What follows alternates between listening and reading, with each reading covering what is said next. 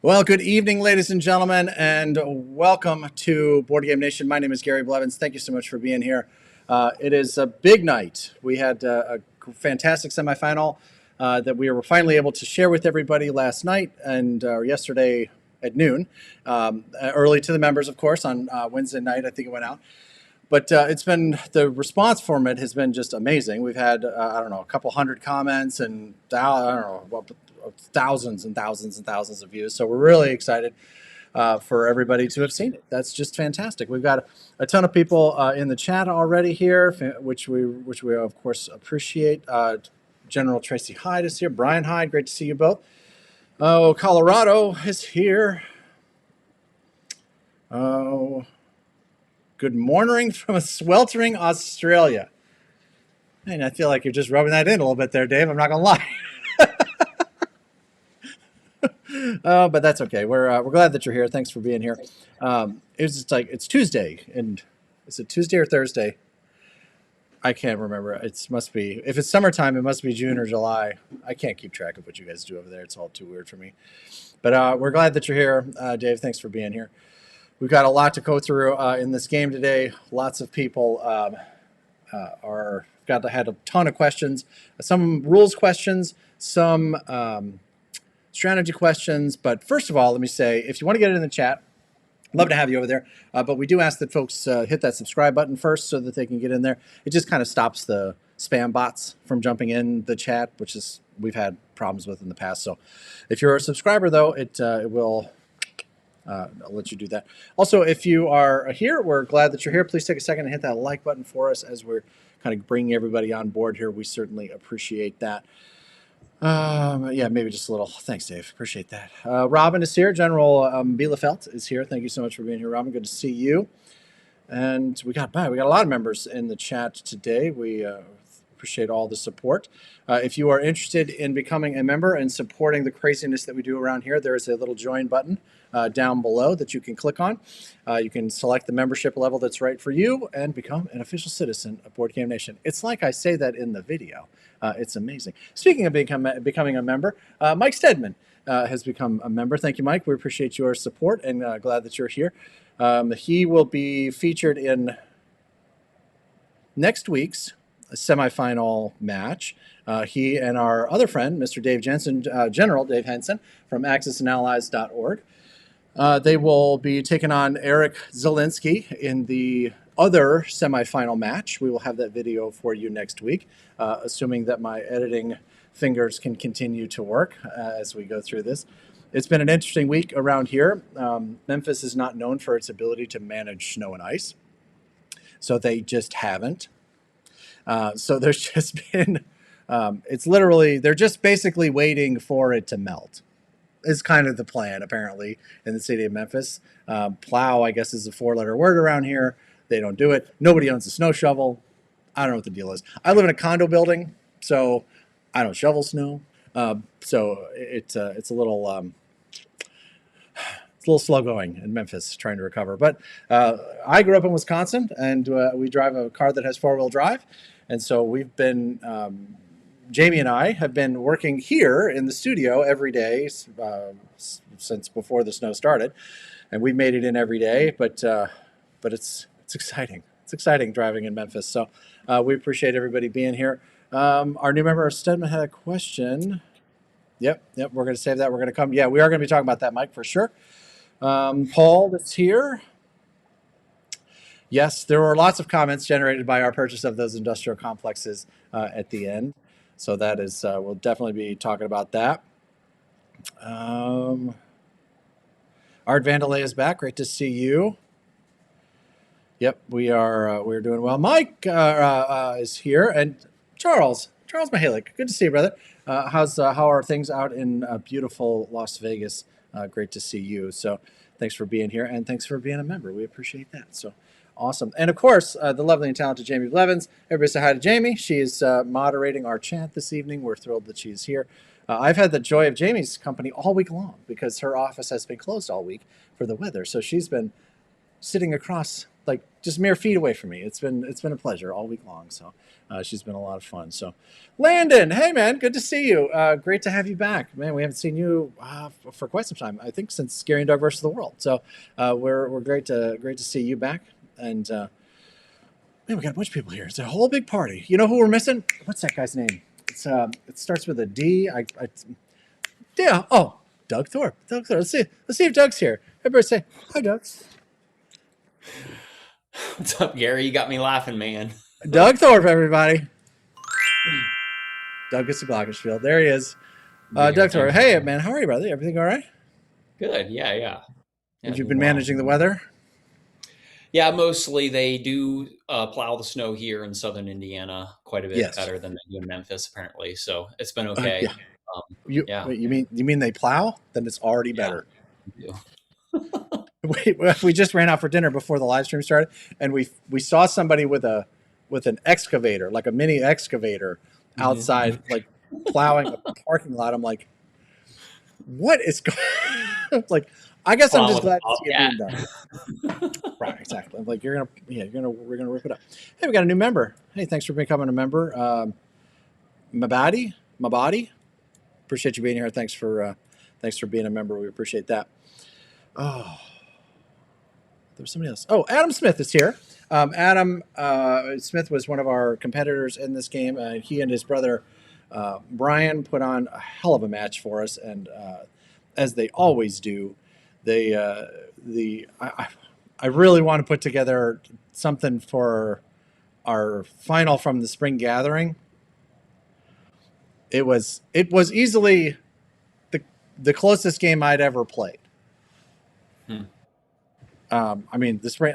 You remember, it was like one die roll, and Doug's throwing the dice. It was Japan or something. I can't remember exactly how it played out, but it was like, you got to have it, man. You missed it, and we lose. That gave me a heart attack. I know. That was the game where I missed the blocker buster, right? Yeah. And they attacked me. I was like, oh my gosh, what? Yeah. Yeah, it was pretty right. It was very close. Excuse me. Yeah, that was Adam. Yeah, closest game I've ever even heard of. Yes, that was ridiculously close. It was a lot of fun though. Die roll. Yes, it literally came down to like the very last roll of the die. So I definitely want to try to put something together for that one day. We do have the footage of it, though it's a little rough. It would be hard to share just the footage. Charles, from Las Vegas, I have to walk outside my office and there's a small puddle. Pray for me.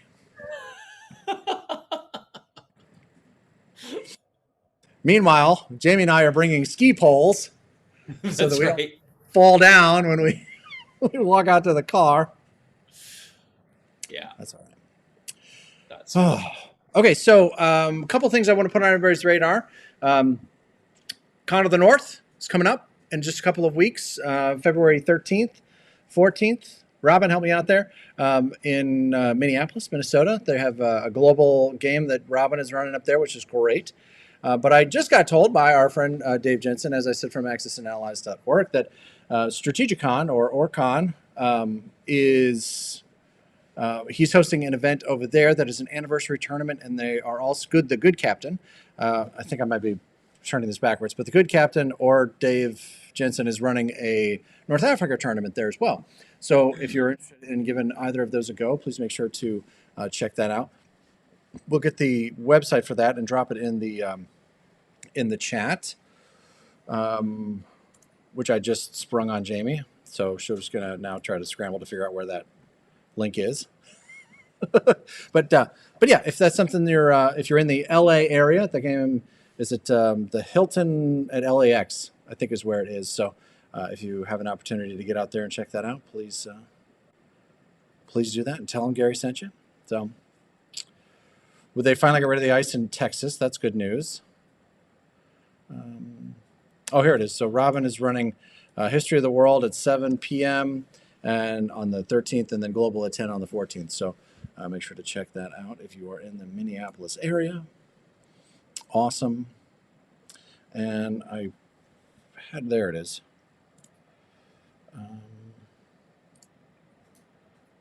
I have the link.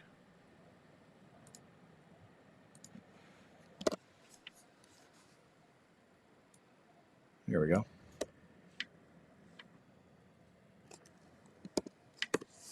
There it is. Wow, okay. That's not what I intended, but there's a link in there somewhere. I think. That was a little weird. That's not how that should have gone. Oh, I see what's happened. Just got to go this way. Strategic.net. There it is. Now I got it. There it is. There's the link. So if you want to go check that out, make sure you tell them Board Game Nation sent you. Well, awesome.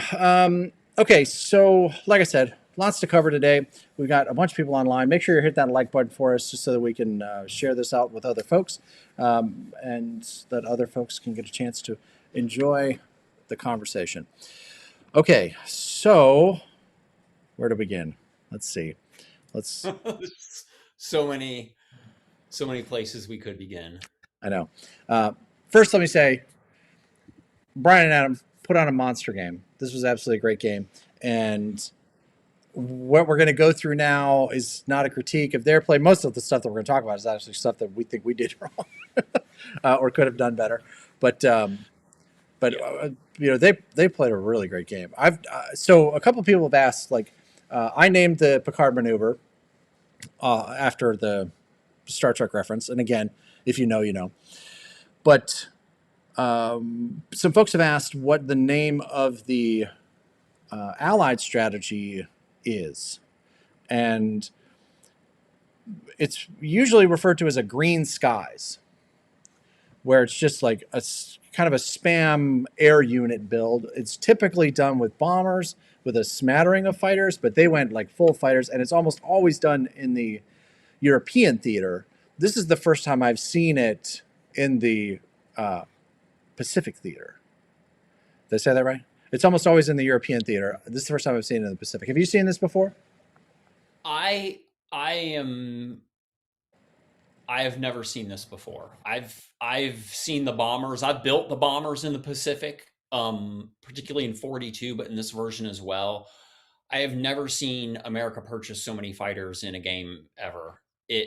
Honestly, it kind of broke my brain a little bit, and I didn't really know what to do with it because I felt like this should be a lot easier for Japan. My Navy's like twice as big as theirs or 3 times as big as theirs, but it caused me problems. So yeah, it was good.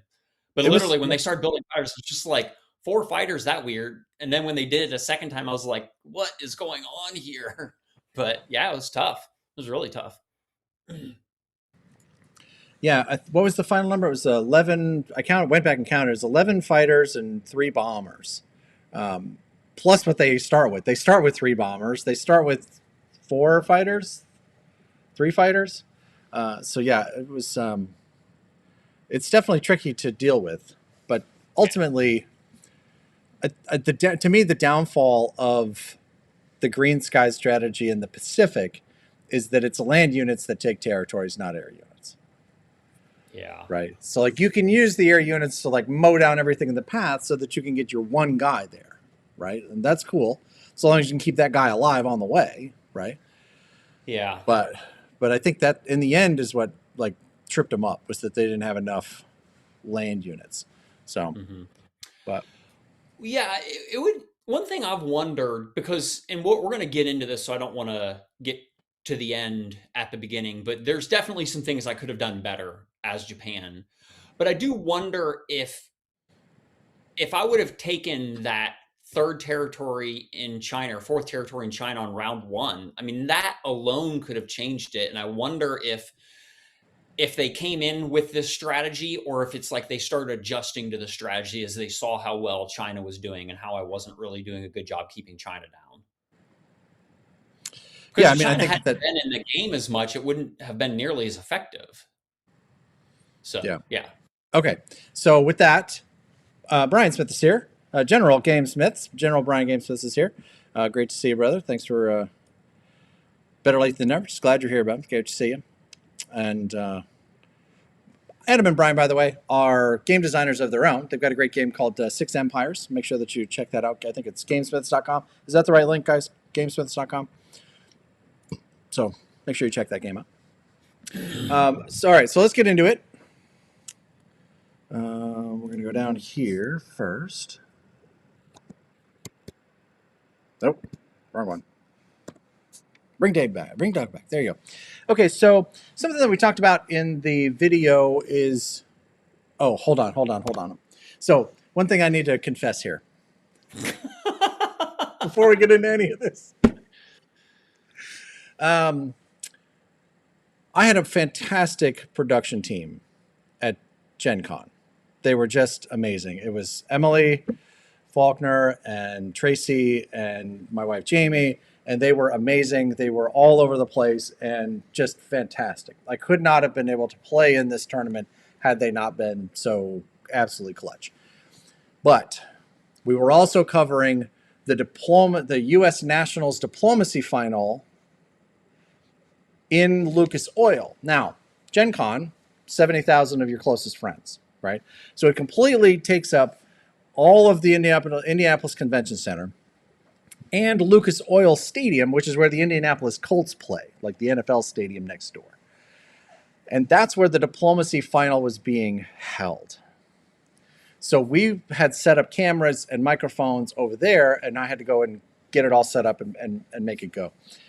And that event was starting at exactly the same time as this semifinal match, which means that I was a solid 30-minute walk away from this event, from this game, right, when it started.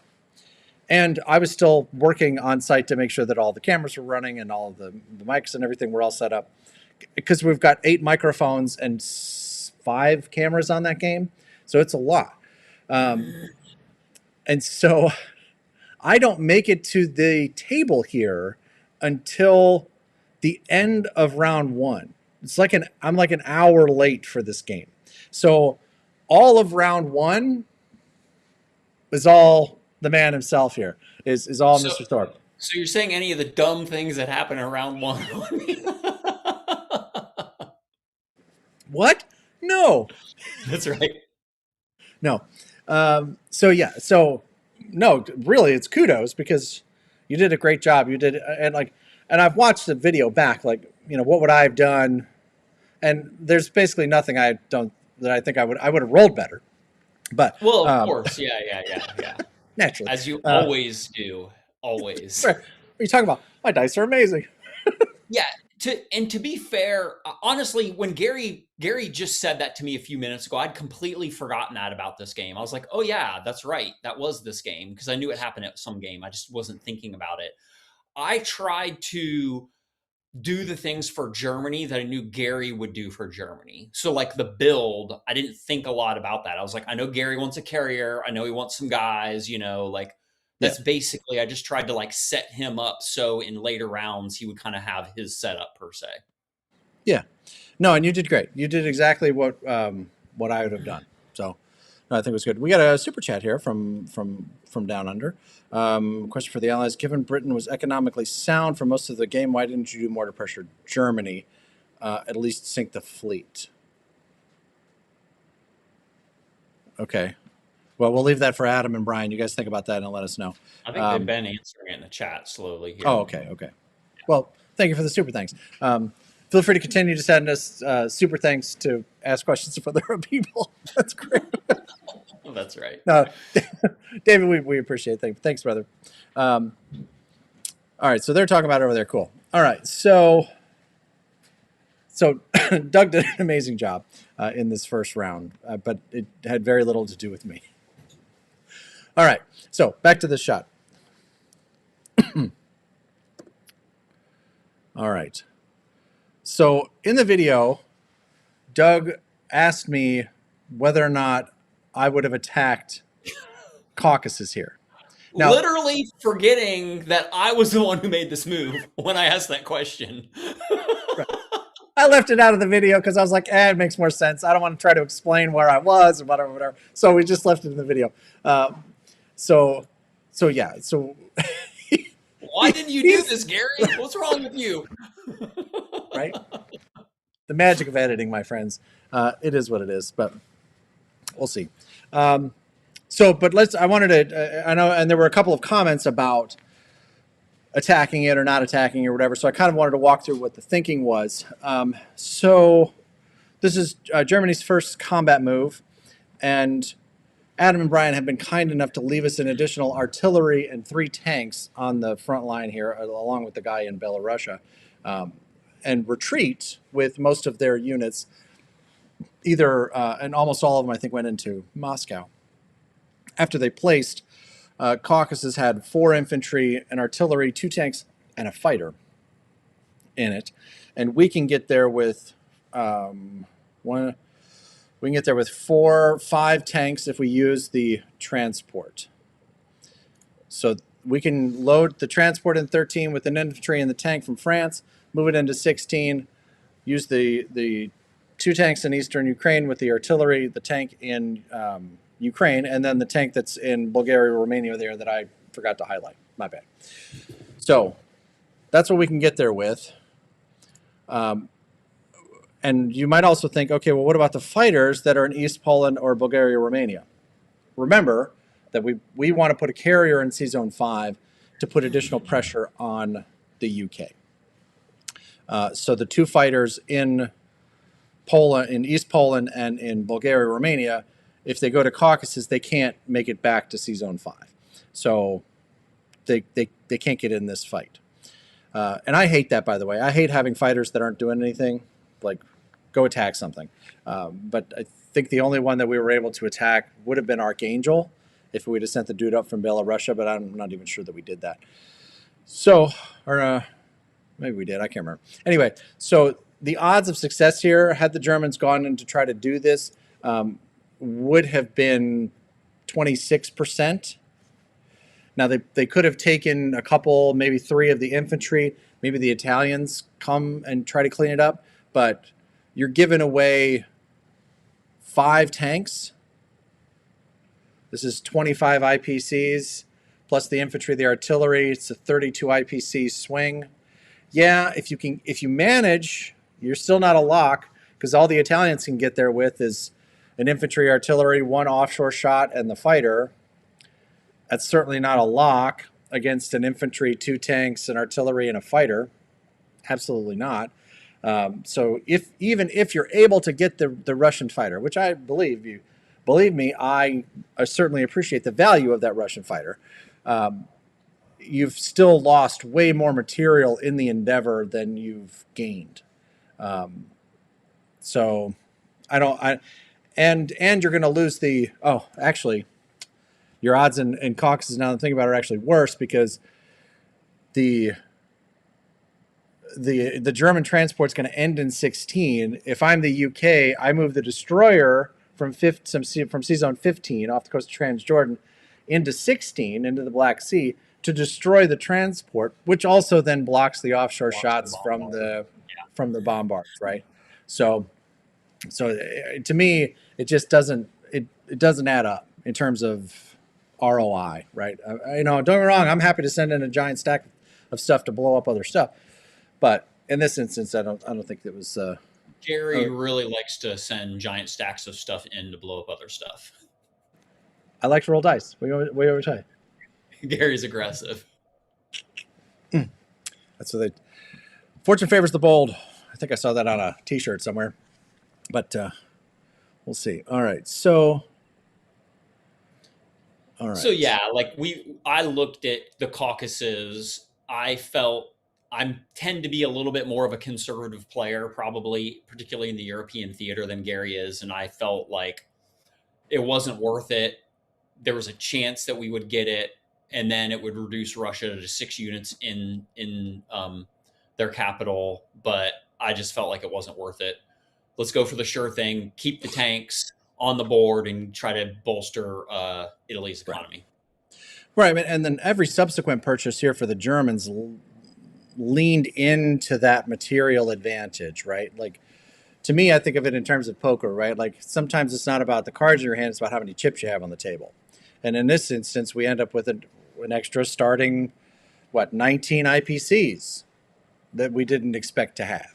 So, and they're ground units. So let's lean into that. So we're going with tanks. And so I don't know how many tanks we bought over the course of this game, but it was a lot. I think we bought 4 or 5 tanks just about every turn as the Germans, so that we can, when we finally get to Germany on G5 or G6, whatever it would have been, we're going to be there with just this, wall of tanks, right?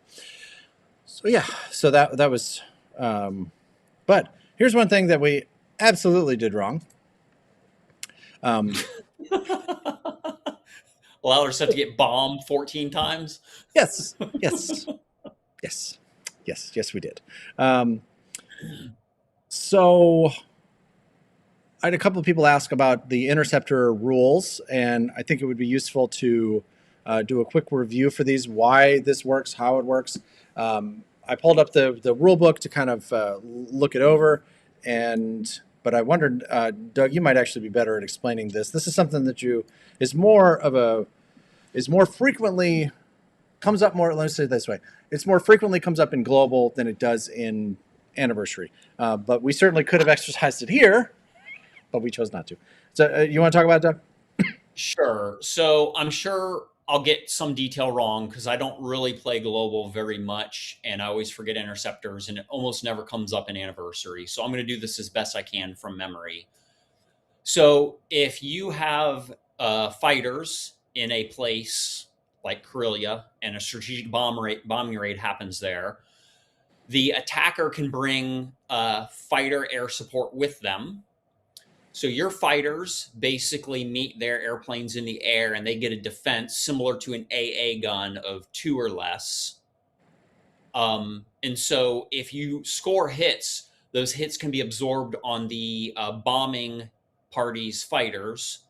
I can't remember offhand, those fighters get to shoot back. Do they also hit on a 2 or do they hit on a 1? I don't remember. 2, I think. So the attacking fighters get to shoot also at your fighters that you've sent up as interceptors. So it is different in this than in global. I should have clarified that also because global has. I'm sorry, real quick. The fighters have an attack value of 1. Okay, I was thinking it was 1. So the and then on the defense they have a value of 2. The defending fighters have 2. Once you make it through that, then there is still AA fire if there is an AA gun. AA fires first. Okay, I had that backwards then. Yeah, so I don't remember last time this came up. In again, it doesn't come up all that often, but yeah, it does. But so we should have been paying attention AA, here. You get through the AA, then you do the interceptors. Defender rolls at a 2. Attackers, fighters can roll to 1. Anything that makes it through that then gets to bomb.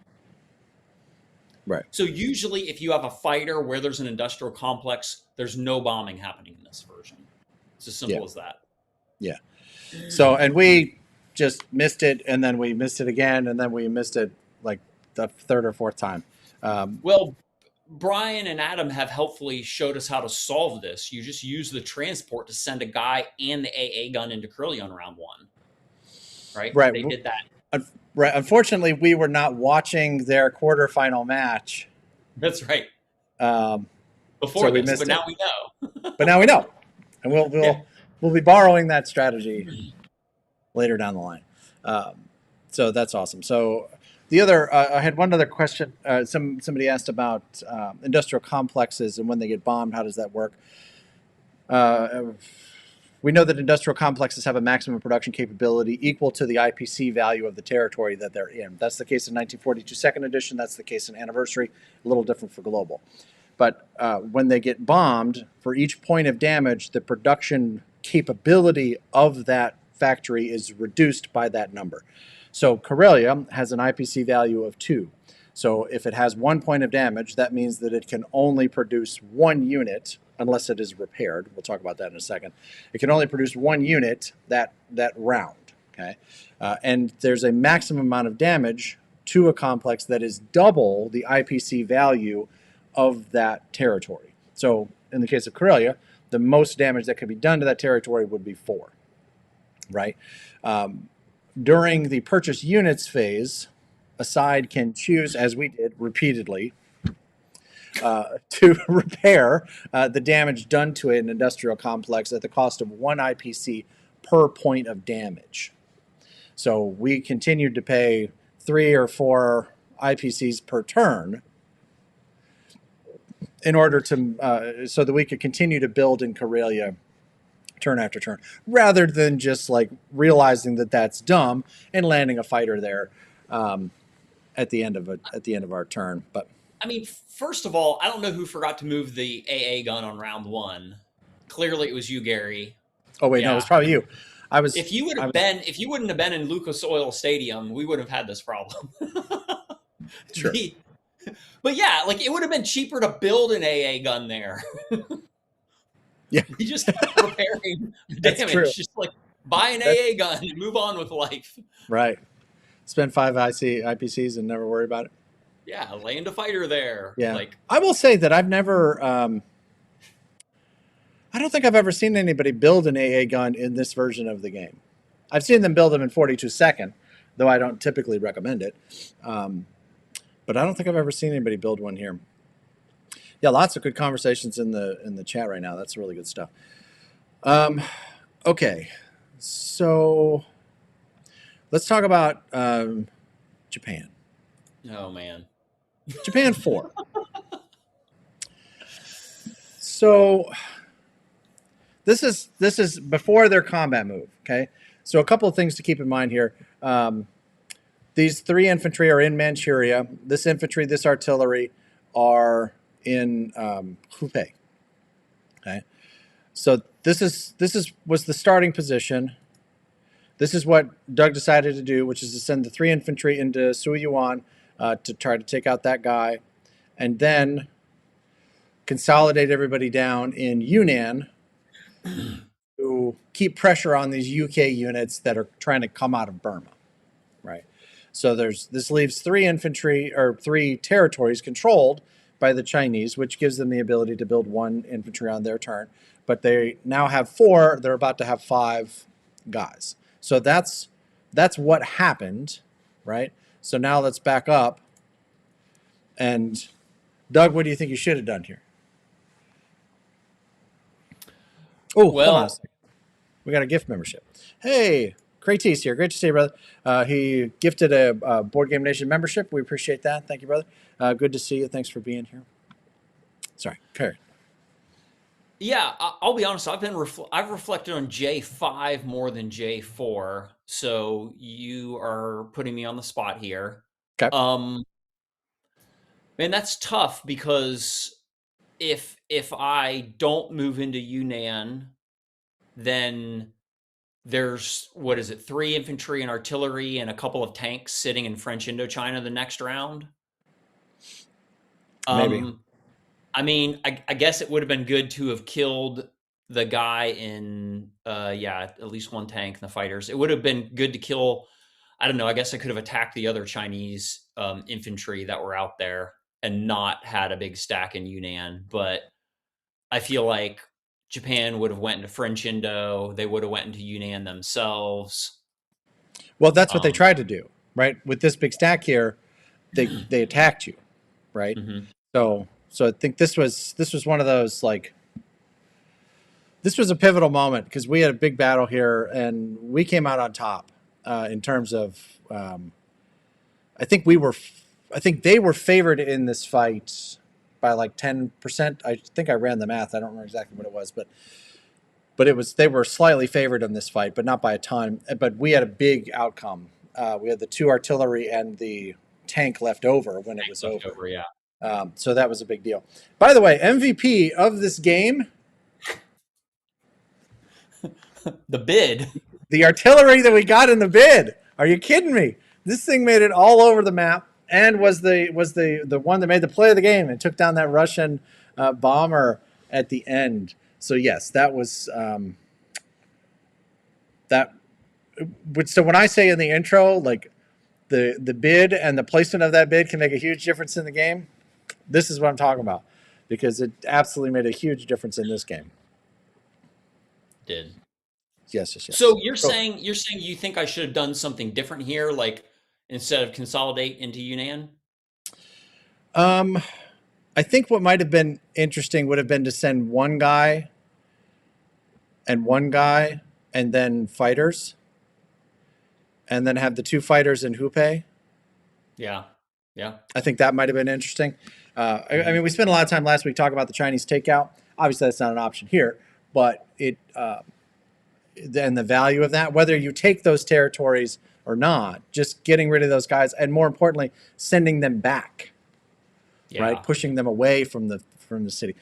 I don't think you did it necessarily. I don't think it was wrong, right? Because you're absolutely right. Dealing with 3 infantry and artillery in a tank sitting in French Indo, that would have been a problem. But also, it's worth noticing here, like we can see them on the bottom of the screen here. There's a huge fleet in Borneo, right? Yeah. All right. So which takes us to J5. Now this one's easy. Okay, go ahead. Yeah, I mean, I got to kill the guy in Hubei and take the territory. That's pretty straightforward. Right. I mean, it could really be as simple as that because it takes away the landing zone there. I think just wiping out the Chinese infantry here as much as possible really would have been the right play. I can't remember how many guys I had in Siuan at this point, but block Burma and then kill as many of the Chinese land forces as possible.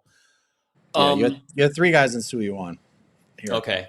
Yeah. So yeah, you almost certainly could have stepped in and taken Hubei with those 3 guys without any help from the guys in Hubei. I mean, yeah. So, but from here, the guy steps from Yunnan. The artillery steps down into Burma, and is like the key blocker for the game. Like, if he doesn't, so I realized later after watching the video back that I wasn't particularly clear as to why that was the play of the game, right? Yeah. You want to talk through it? Well, yeah. I mean, if I don't block Burma and they blow it up with the Russian bomber, then the British tanks blitz through and get French Indo, and I can't build the complex there to stop the blitz to Hong Kong. Now, could I have blown those guys up with the fighters? I could have, maybe. But I wouldn't have had as many fighters in Japan, and they would have had to probably land in Hong Kong and Shanghai or something like that, So it definitely changes the game. Like I needed to slow Britain down a step, and that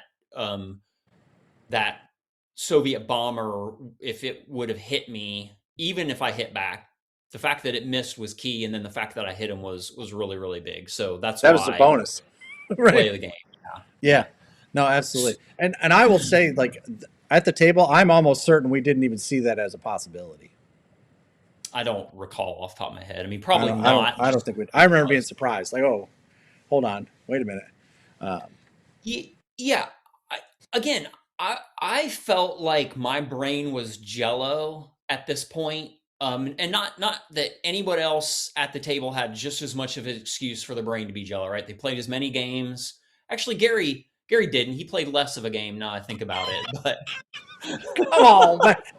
Gary's exercising, walking 30 minutes here and there while I'm Yeah, I like was sprinting almost literally sprinting from Lucas Oil, which is trying to sprint through a crowd of 70,000 people. That'll get you some cardio. Yeah. So anyway, yeah, I don't recall if probably just missed it. But yeah, I mean that was really key. It allowed the bloc in French Indochina to preserve Hong Kong, which was really, really big. I think that another thing that I could have done is when I moved to 47 with my fleet to take Australia is I should have moved the battleship to 46 because it would not. Hold on to that thought. We're going to go into that next. That's okay. Okay. So this is the opening state for Japan 5. Okay. So I'm going to take you through a couple slides here to kind of refresh everybody's memory as to what happened.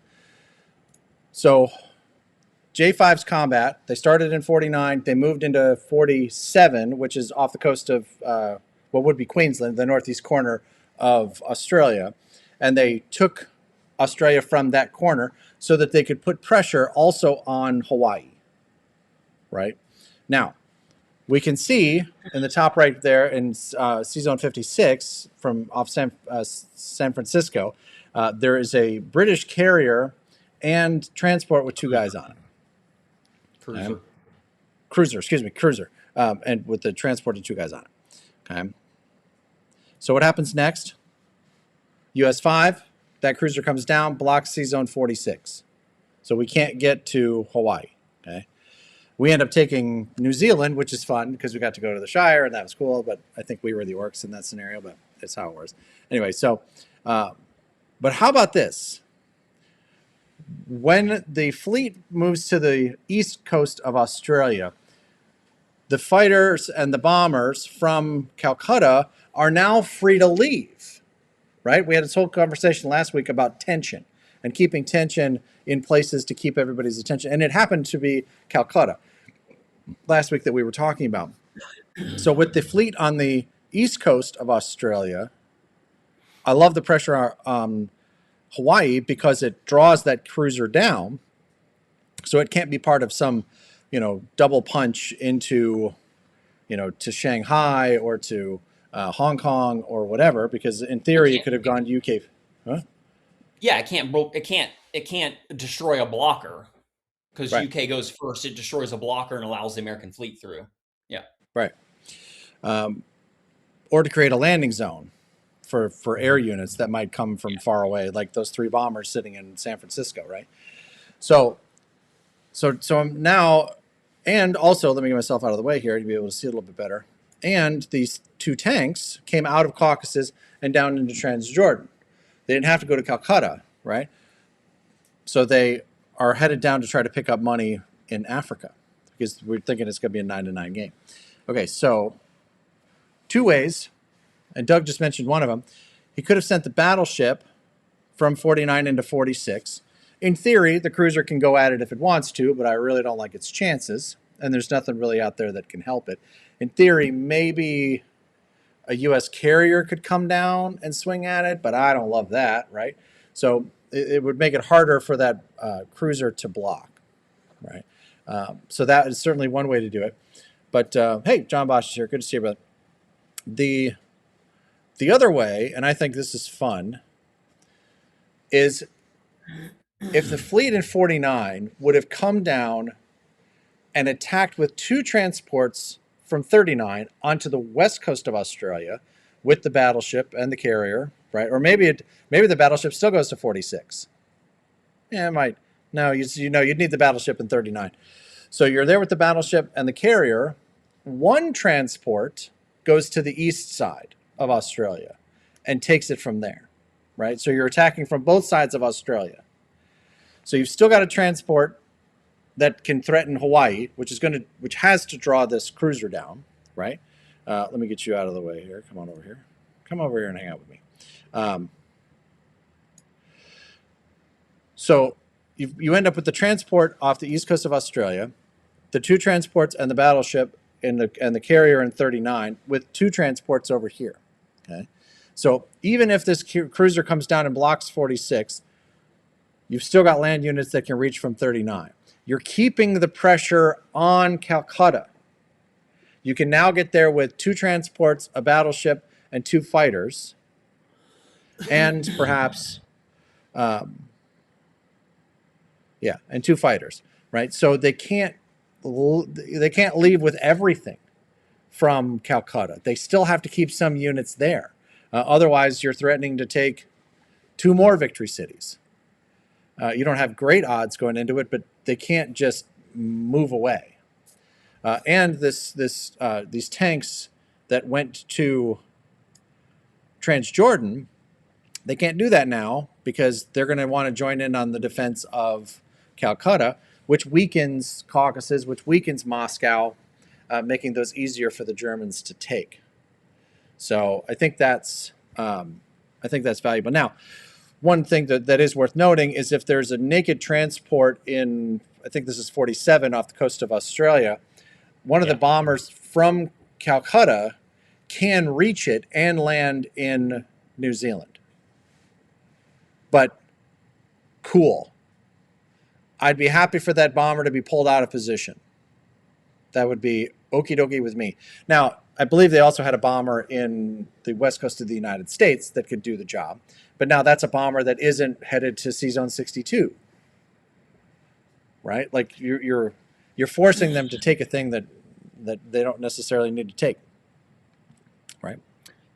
Yeah, or maybe some combination there of maybe the battleship goes on the East Coast with the transport and the carrier goes into 39, or maybe I use more of my Navy down south or something. But yeah, make them, because not only does it threaten India, but then it maybe pulls those American bombers from blowing all the guys up in Shanghai. Right. Right. So that's what I'm saying is like Yeah. you could, by releasing the tension from Calcutta, you inadvertently released all of the American air units from their Yep. defensive duties, right? Uh, Mhm. so, I mean, don't get me wrong, this was a brilliant move. I was thrilled in the moment, but after staring at it for however long, right? These are the things that you see in the end. Yeah. We got another super chat from Eric. Great to see you. There was a comment earlier about Japan building an IC in Manchuria. What are the pros and cons of doing such? Because I used to do it all the time. We're going to double back to that in a second. Hold that thought. We're going to come back to that in a second. I appreciate the super chat. Let's finish this thought here, and then we'll come back to that. Actually, you know what? That might be a pretty good segue. So complexes. Complexes. We had some folks that had mixed reactions to our complex purchases. We had everything from that was absolutely brilliant and stunning and oh my God, that was amazing to what a cheeseball way to win the game. And so there's two things that I want to mention here. First, all the rules are the rules, right? If you want to play by the rules, we play by all the rules. And that was, this is one of them. Complexes stop blitzing tanks. You can build a complex in any territory that you controlled at the beginning of your turn. And we use them here for that purpose. They're expensive. They're 15 IPCs, right? But they do serve a purpose and can save your butt in a pinch, right? But it's also worth noting that I could see this being useful very, very rarely in a casual game, right? Like if you're playing 42 second and you're 3 victory cities ahead and you need to block the Americans from taking a thing and you build a complex so that you could end holding 3 more victory cities than your opponent, okay, I can see that working. But you're going to see this more in tournament play because you're going to end up with a different ending scenario, right? Here, we built it on Italy's turn in Egypt because we didn't want the tanks to blitz through Egypt to pick up Anglo-Egypt, Sudan, and Libya, right? So the point here was if we were going to get to an IPC race, then we didn't want to lose by 1 or 2. And this was, honestly, in the moment, this was the most effective use of Italy's incredible 19 IPCs that we could come up with, right? So and I will say that we had not really thought seriously about going into Moscow. Our goal entirely was going into Caucasus. So I don't know that we really considered that the Italians were going to need to go into the Caucasus for any particular reason, because we just saw the Germans stepping down, taking it with their, I don't know, it's like 17 or 18 tanks there and 12 guys and artillery and every other thing. So I don't know that we... They couldn't defend both of them, even if they moved a bunch of their guys from Moscow into the Caucasus, then we would have just walked into Moscow. But yeah. Right. So yeah, they couldn't defend both of them. In theory, Germany could have taken both of them. Like looking back at the math now, we realized that we were much bigger favorites to go into Moscow than we realized at the table. I think we were put off by what I said, 7 like 8 fighters. There were 7 UK fighters and a Russian fighter was there. It was like, so I think we were put off by that, but I don't know that we did the math properly at the table. It's like, oh, I got 17 tanks that can roll in there. Like, yeah. So, but in the alternative, we could have had exactly the same outcome here if we would have landed the Italian fighter in Egypt.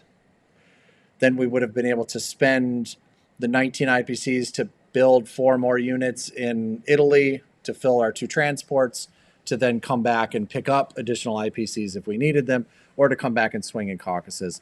At a minimum, we could have picked up Transjordan. We probably could have taken Egypt back from the 2 tanks that were there if they needed to be there. So there was a couple of different ways that we could do this. But Doug said, I've always dreamt of building an industrial complex for the win. And so he says, as soon as he said that, I was like, we're doing it. I don't care if we win or lose, we're doing it. So that's how we got there. Of course, I was talking about the one in French Indo. Right, but in for a penny, right? Like this is what we're doing. So speaking of the one in French Indochina. So a couple of options here. I thought first I loved this move. This is entirely Doug's idea, right? I thought this was great. So a couple of ways that we could do this. We didn't, and in reality, there was probably a better way to do this. I think the smarter way in retrospect would have been to not build the complex, but instead send the 6 fighters into Fukin, drop 1 fighter into French Indochina, Thailand, which would be enough to block because Japan would go, the Russians don't have a bomber anymore because of the hero in Burma, right? So we don't have to worry about the Russians trying to do any kind of can opener for the British, right? So that fighter would have done the job. That would have left us 15 IPCs to spend in the defense of Japan. We could have replaced the fighter that we left in French Indochina, Thailand. Right? We could have bought a second. I think we bought 7 infantry and a fighter. So instead, we could have bought 2 fighters or 2 tanks or whatever the production value is to get to 8 would have been the most effective. But honestly, this was more fun. And Doug said he'd always dreamed about it, so that's what we did. Well, and also it's just like, we already missed the 1 blocker buster, and it's like true. you can't send a fighter that you didn't count correctly or a bomber that you didn't see to blow up a complex.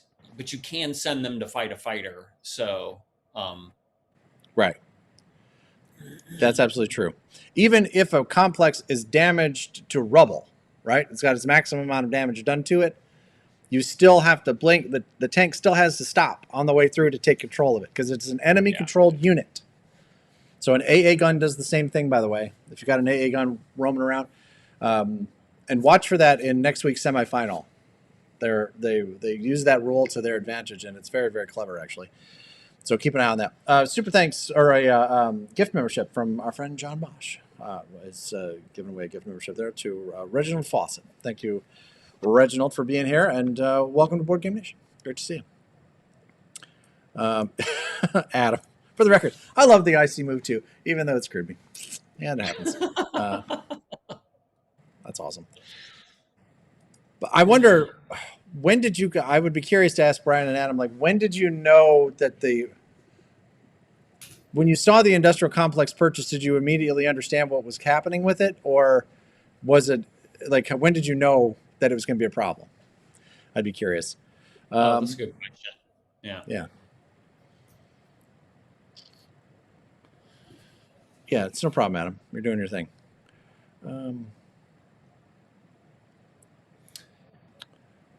What are objectives excluded from the tournament? The national objectives? Oh, okay. The out-of-the-box rules include national objectives for this game, which would be if you control X, Y, and Z, you get extra IPCs at the end of each turn.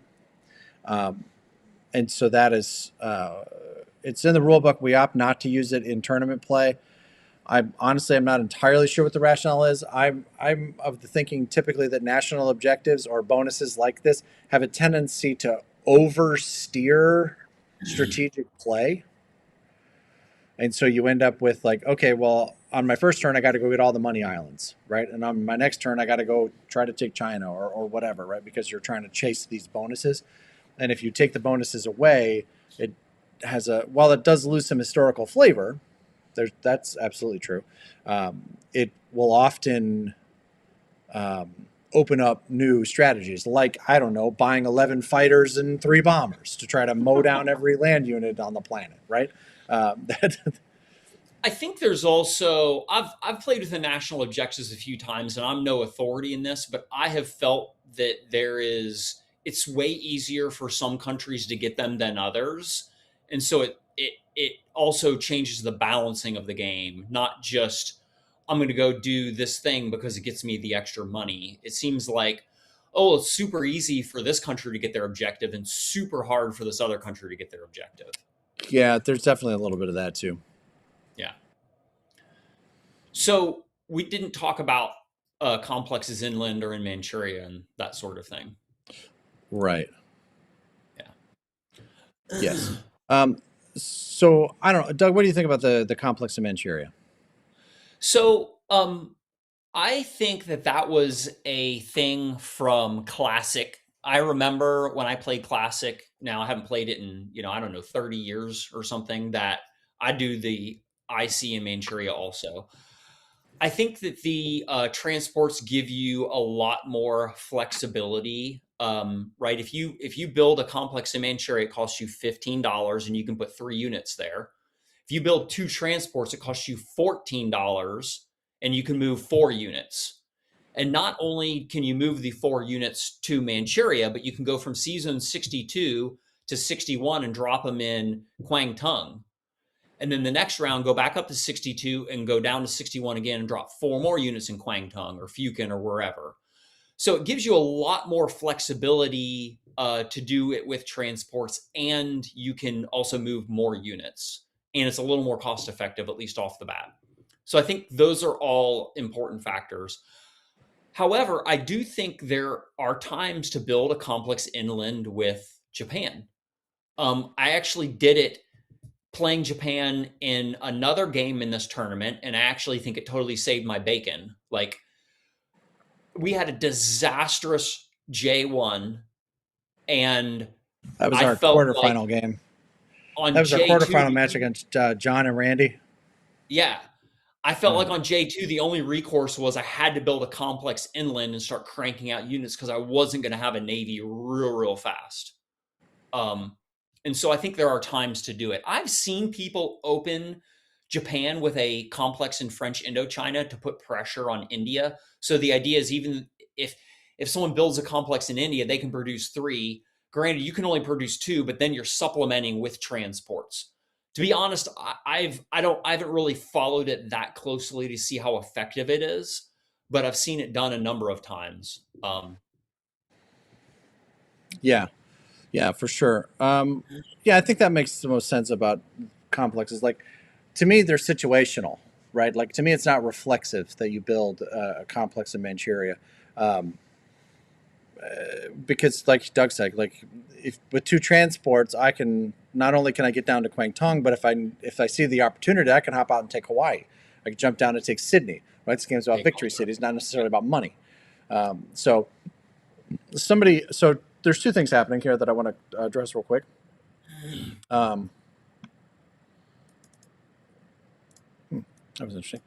We got a super chat from Dave. Thank you. My issue with the IC was that the rules summary for industrial complexes doesn't include the fact that it stops blitzes. It would be nice to see that added. That's true. The industrial complex section doesn't say that.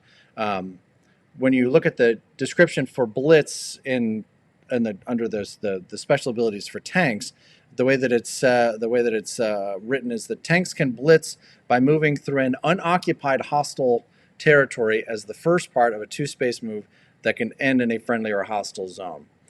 The key word there is unoccupied. And an industrial complex or an AA gun is an enemy-controlled unit, which means that territory is occupied. Yes, it is. It is a thinly worded rule that could certainly use some clarification, and it'd be interesting to maybe we can get that into the errata. I can talk to some people and see. That's a good point, Dave. I appreciate that. I want to just push back on that just a little bit. I mean, that description is not in the description of any unit in the game. As a matter of fact, the transports, because every unit in the game blocks blitzes, the transports call out specifically that they don't block blitzes.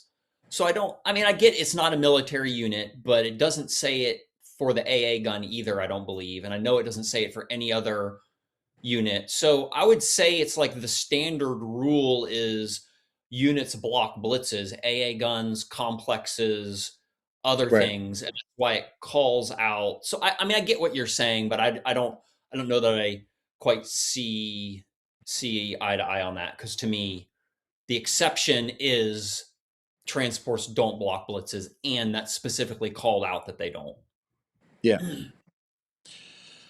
Yep. That's true. That's fair. So, Jon Bosch just pointing out something interesting. If you're looking for folks to play, I again forgot to mention this in the intro, and I've even got it open on my screen.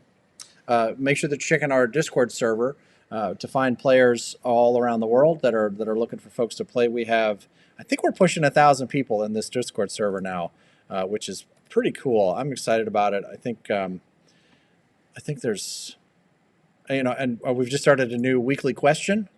We've got this great moderator, Panzer Vox. He's been doing a great job for us, and he's started to create these kind of weekly polls. And we're working on a new thing that are access puzzles that'll have a graphic that'll be something like what you're seeing here, and it'll be okay.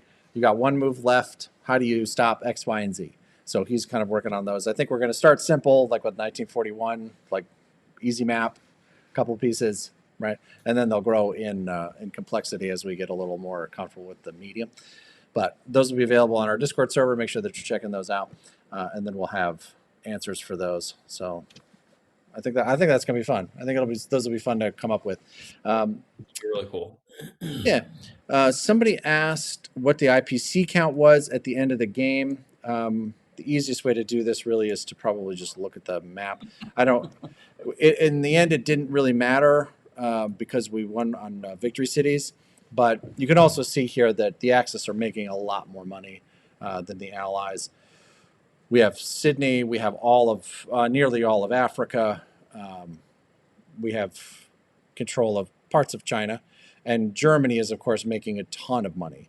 They're in control of a bunch of this space. And if the game had continued to play through round 6, we would have also taken Caucasus, which would have been worth an additional. That'd have been another 8 IPC swing. Germany would have popped down and taken Brazil. They would have taken West Africa. So there's the IPC count was not a thing that was going to work in their favor. So yeah, Germany would have went up like at least 8 IPCs. Yeah. Yeah. Plus, we probably would have taken Novosibirsk. Yeah, it would have been. It wasn't going to get better in terms of money for the Axis, for the Allies rather. So yeah. All right. Okay. Man, we got a bunch of stuff happening here. Yeah, this is a good call, Robin. This is another mistake. We talked about this in the video quite a bit. Why didn't Gary leave one more infantry on the transport? Yeah, that's absolutely a fair hit. I absolutely should have done that. For anybody that's not, we bungled the Picard maneuver a little bit in this game. Two things I think would have made this better would have been. I think we probably would have been better off to start with a second transport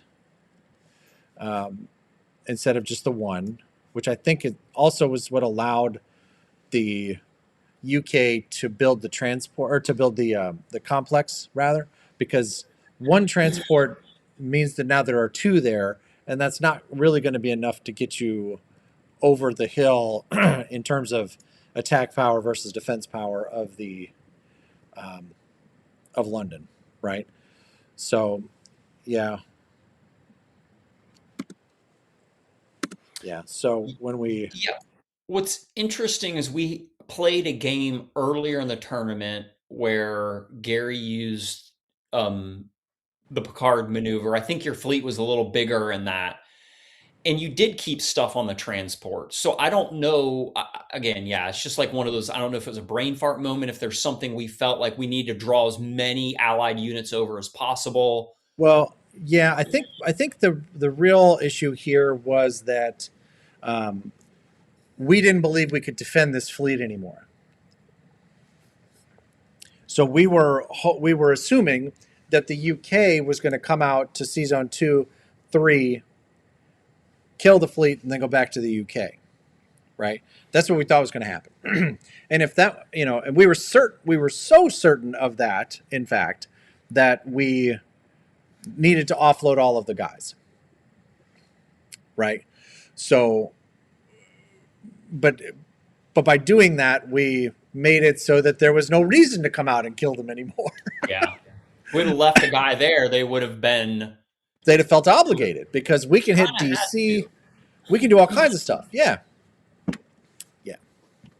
Yes. Which So could have this was, changed things in Russia. I don't remember the math at going into Russia at this point very well. Like maybe they couldn't have. Maybe they would have still had to fly their fighters. I don't remember. I don't remember it super well. yeah, let me see. I got a shot here. Because it's the same round you went into Belarus strong, or no, into Eastern Ukraine strong. No, this is where we stack Bello at this Okay. point. Right. And So we stack okay, Bello. yeah, this is the Right. third round. And we land with everything in Ottawa. Mhm. And by the way, I don't know if I'm trying to remember if this was in the video. Yeah, it was. We didn't count the IPCs for Ottawa. We were supposed to collect 43. We only wrote down 40. Yeah. Oh, well, it happens. Yes, on the ocean. So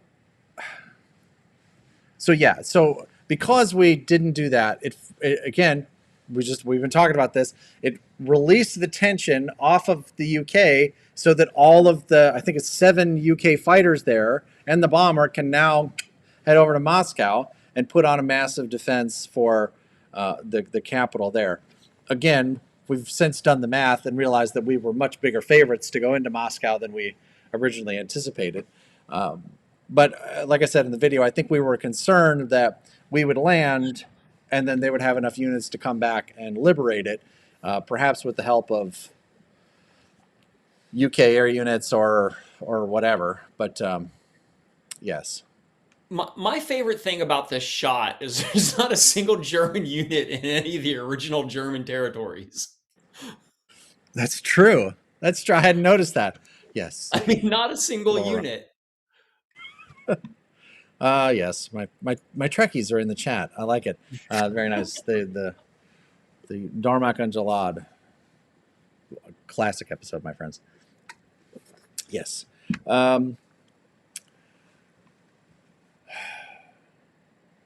Why did you buy 6 infant? Yeah, I don't know.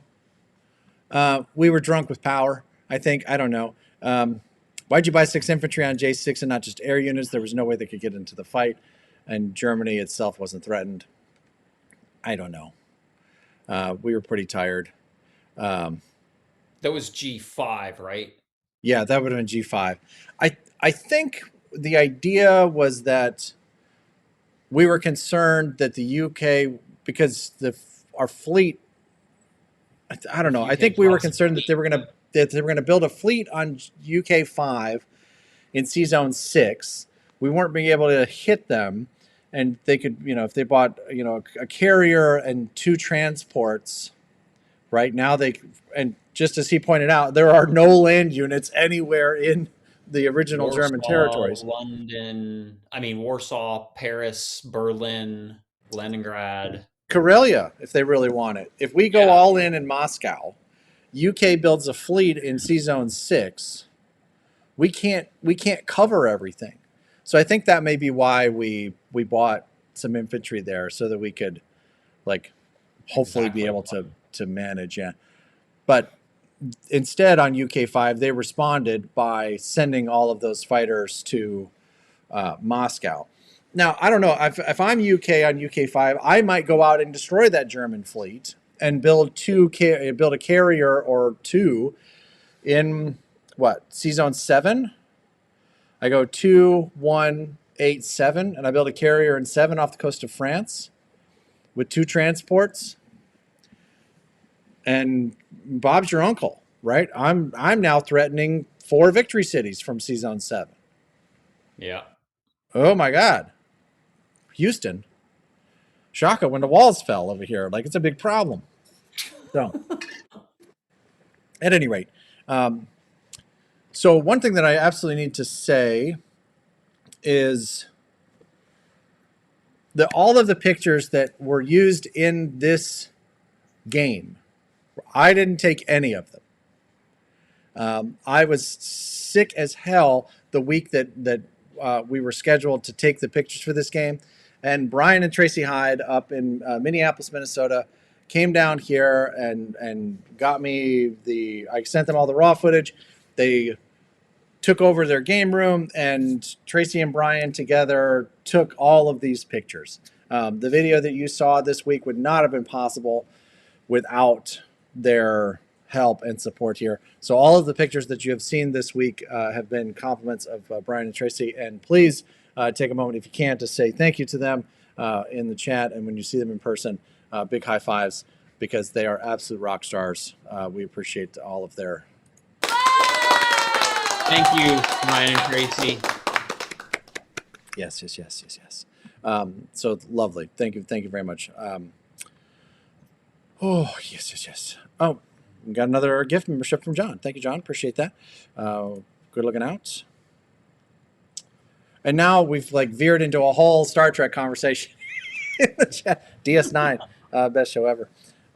Yes.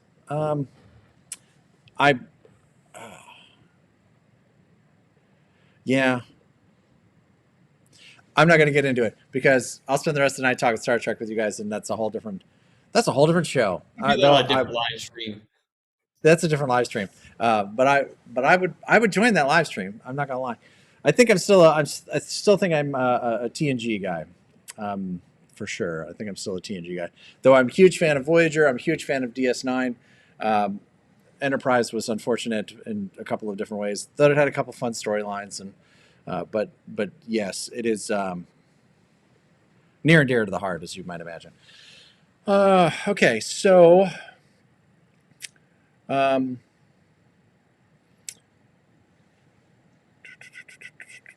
What else we got happening here? So I think it was a good game. Go ahead. Yeah, I think it was interesting how it seemed for the first round or two, I was like, Gary, you got to get pressure. Gary, you got to get pressure. And then suddenly, like, you had a lot of pressure against the Soviets. But it seemed like for the first round or two, there wasn't enough. Yeah. And again, I don't know if we just math Russia wrong or if we were just like, let's just move to Eastern Ukraine. Caucasus is a sure thing. Like, I don't really remember exactly the dialogue there at tableside, but that's kind of how I remember it, is like we could go into Russia, but if we get diced, there's not a lot. Germany's wide open, right, as we can see. So yeah, I mean, that was my concern, really. I think was like, if you hit it and miss, you're just done, because now like we don't have a backup, right? I mean, and that was, the pressure was building over the course of the game, right? Like, because we just kept buying tanks and tanks and tanks, and and the occasional air unit, but it was mostly tanks. So we end up with a pretty formidable force there at the end. So, and we even undervalued what it was, right? So, so I think it was good. I don't know how much else we could have done differently in terms of. I do like the idea of the.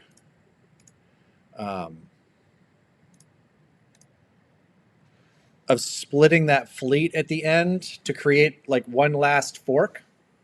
Yeah. Right now we're forking Calcutta and Hawaii at the same time. Mm-hmm. That's fun. I like that.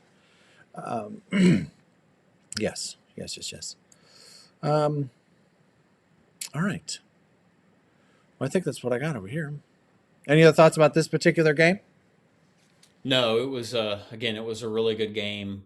I thought the American air spam was really well done and threw me for a loop. And again, I mean, I made in was it J5 a pretty big error, and maybe even in J4 as well, or 3. So I think, yeah, like I didn't see the whole let's just fly everything to Australia and dump all of our fighters on the carriers. Like that was pretty slick, you know. I love that play. I thought that was great.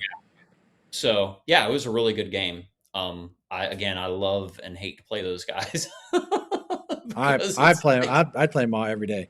just Um, like, oh man. this is an interesting idea. Do you guys ever even remotely consider an industrial complex in Ukraine on G1? That was a rare opportunity that lets you put a lot of pressure on Russia. Hmm. Yeah, I mean, I've looked at it. Let me. That's an interesting idea. Hold on a second. Let's go back for a minute here. Let me get to the right picture. Back to your G1. I no, we the answer is no. We did not remotely Right. consider.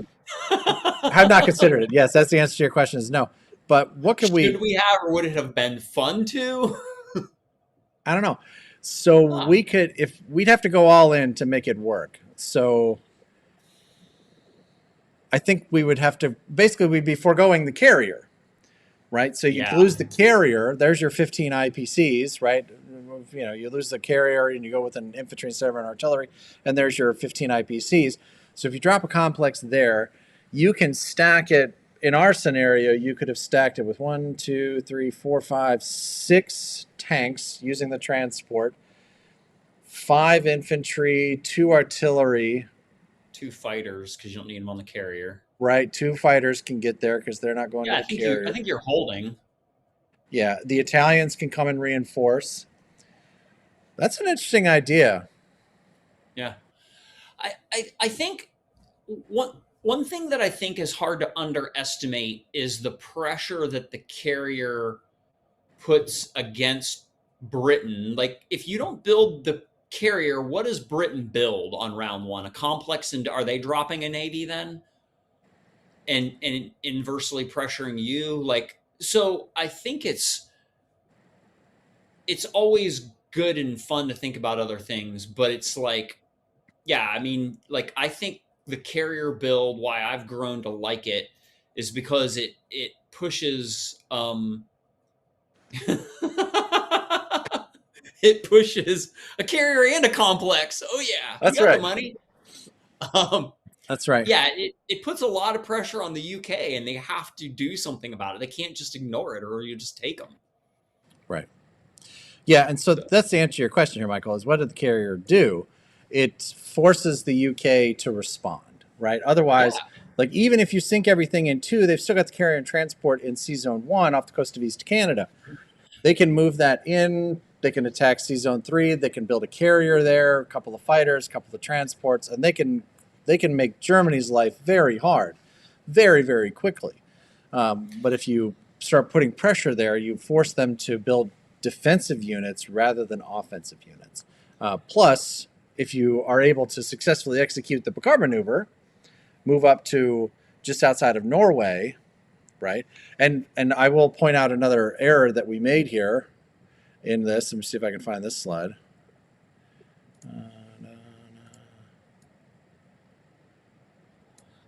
so I just want to No. continue on that while you're looking for that slide. Like, Yeah. and this is no, again, I think we've said enough about these guys that you know that we think they're great players, but like UK built fighters and some land units for like the first, what, 3 or 4 rounds. So it's like, what did the carrier do? Is it forced the UK to do that? Otherwise, they're building 3 tanks per round in India, or 2 tanks in a fighter, and I'm overrun in Asia. But there were a couple of rounds where they didn't get to build as much in India because of the pressure that was put against the UK. Right. And I Absolutely. think it's hard. It's hard to underestimate that.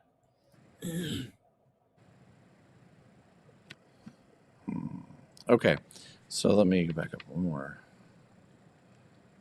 I found the picture I'm looking for. I'm just trying to find the right shot here. So when Germany stepped out to see Zone 3, try to find the right. There's going to be a picture. It's going to come up. I promise. Okay. All right.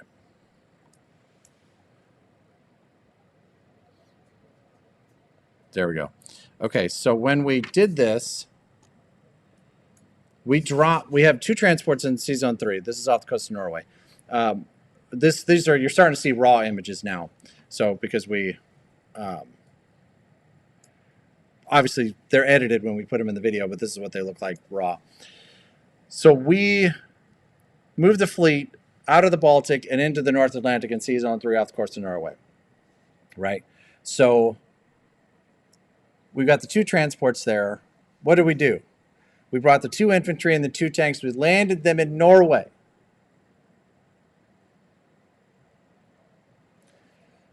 If the UK really wanted to, they could have just built a destroyer in Sea Zone 3 and made it a hostile sea zone. We could not have made a combat move with those units. We wouldn't have been able to go to Ottawa. You shouldn't have told the world that, Gary. Well, here's what I can tell you. We won't be making that mistake again. Right? I'm just joking. Yeah. So the other way that they could have done it is they could have built a destroyer in Sea Zone 2 to act as a blocker for Ottawa, but that's 8 IPCs that are not now in London. Right? Yeah. So it's there's a couple of ways to parry, right, the Picard maneuver here, but this was an oversight on our part in terms of, like, we should have kept the guys on the transports so that we can make sure that they can make the combat move. So there were a couple of different ways that this could have been dealt with, but anyway, so I like this maneuver. I've been working on this for quite a while, actually. I was originally looking at it in 42 second and trying to figure out if there was a way to make that work. And I had a couple of good passes at it, but wasn't able to, like, fine tune it because, and honestly, it's not quite as powerful in 42 second because Ottawa isn't a victory city in 42 second edition. So you can land in East Canada, and that's cool, and it's annoying, and it threatens DC, and if you brought a tank with you, also threatens San Francisco, right? But it's not quite as impactful as losing a victory city. So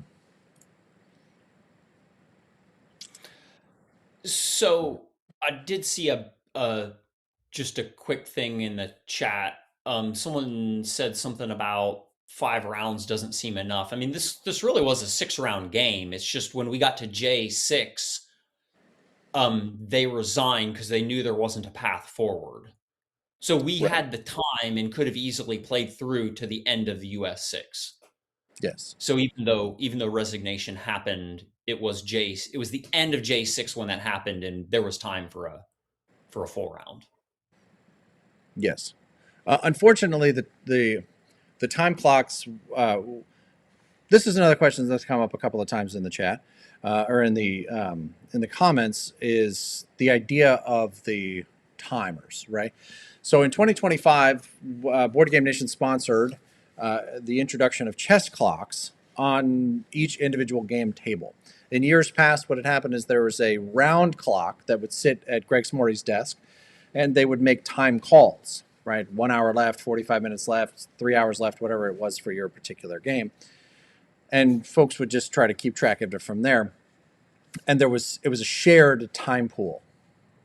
So what we would end up with is, the idea that one side was playing a lot slower than the other, but you didn't have any way to really prove that. And you had, accusations of people slow playing and drawing things out, and clear evidence of that happening in a couple of instances. And I've got the battle scars to prove it. So it is So that's why in 2025 we worked with Greg and to introduce the time clocks. So now there's chess style clocks that we use in each of the tournament matches. Now there aren't any specific rules to go with that. There's no penalty for slow play, but it does keep each side aware of how much time they're using, which by itself often makes a big difference, right? It's easier to avoid analysis paralysis if there's a ticking clock in your vision, right? Like you just don't blankly. And you see that you've taken more time than the other player or whatever, Right. So you start like or less. Right. Yeah. So you start playing in parity with your opponent, right? If they're playing really fast, you try to play at a similar speed so that it's not, man, you're looking at your clock, man, I'm 30 minutes behind my opponents here. Now, I will say, Brian and Adam, these dudes, they play super fast. So at the end of this match, like our clock had run quite a bit longer than Brian and Adam's. But unfortunately, in this match, the time clock got moved from its original placement. So it wasn't in the camera angle, so we don't know what the final like time was. It's not in my raw footage, so I don't know. But I freely and openly admit Brian and Adam used less time than Doug and I did in this game. Well, this was also the match, if I remember correctly, that like we or they forgot to hit the clock, and at least one power's turn was completely on the other guy's clock. That happens sometimes too. Yeah, and so it's like we knew it was off, and that's probably 10 minutes. It's probably not that big of a deal, but we were kind of like, I don't really know. Yeah. But no, it was so, and I think that definitely has helped.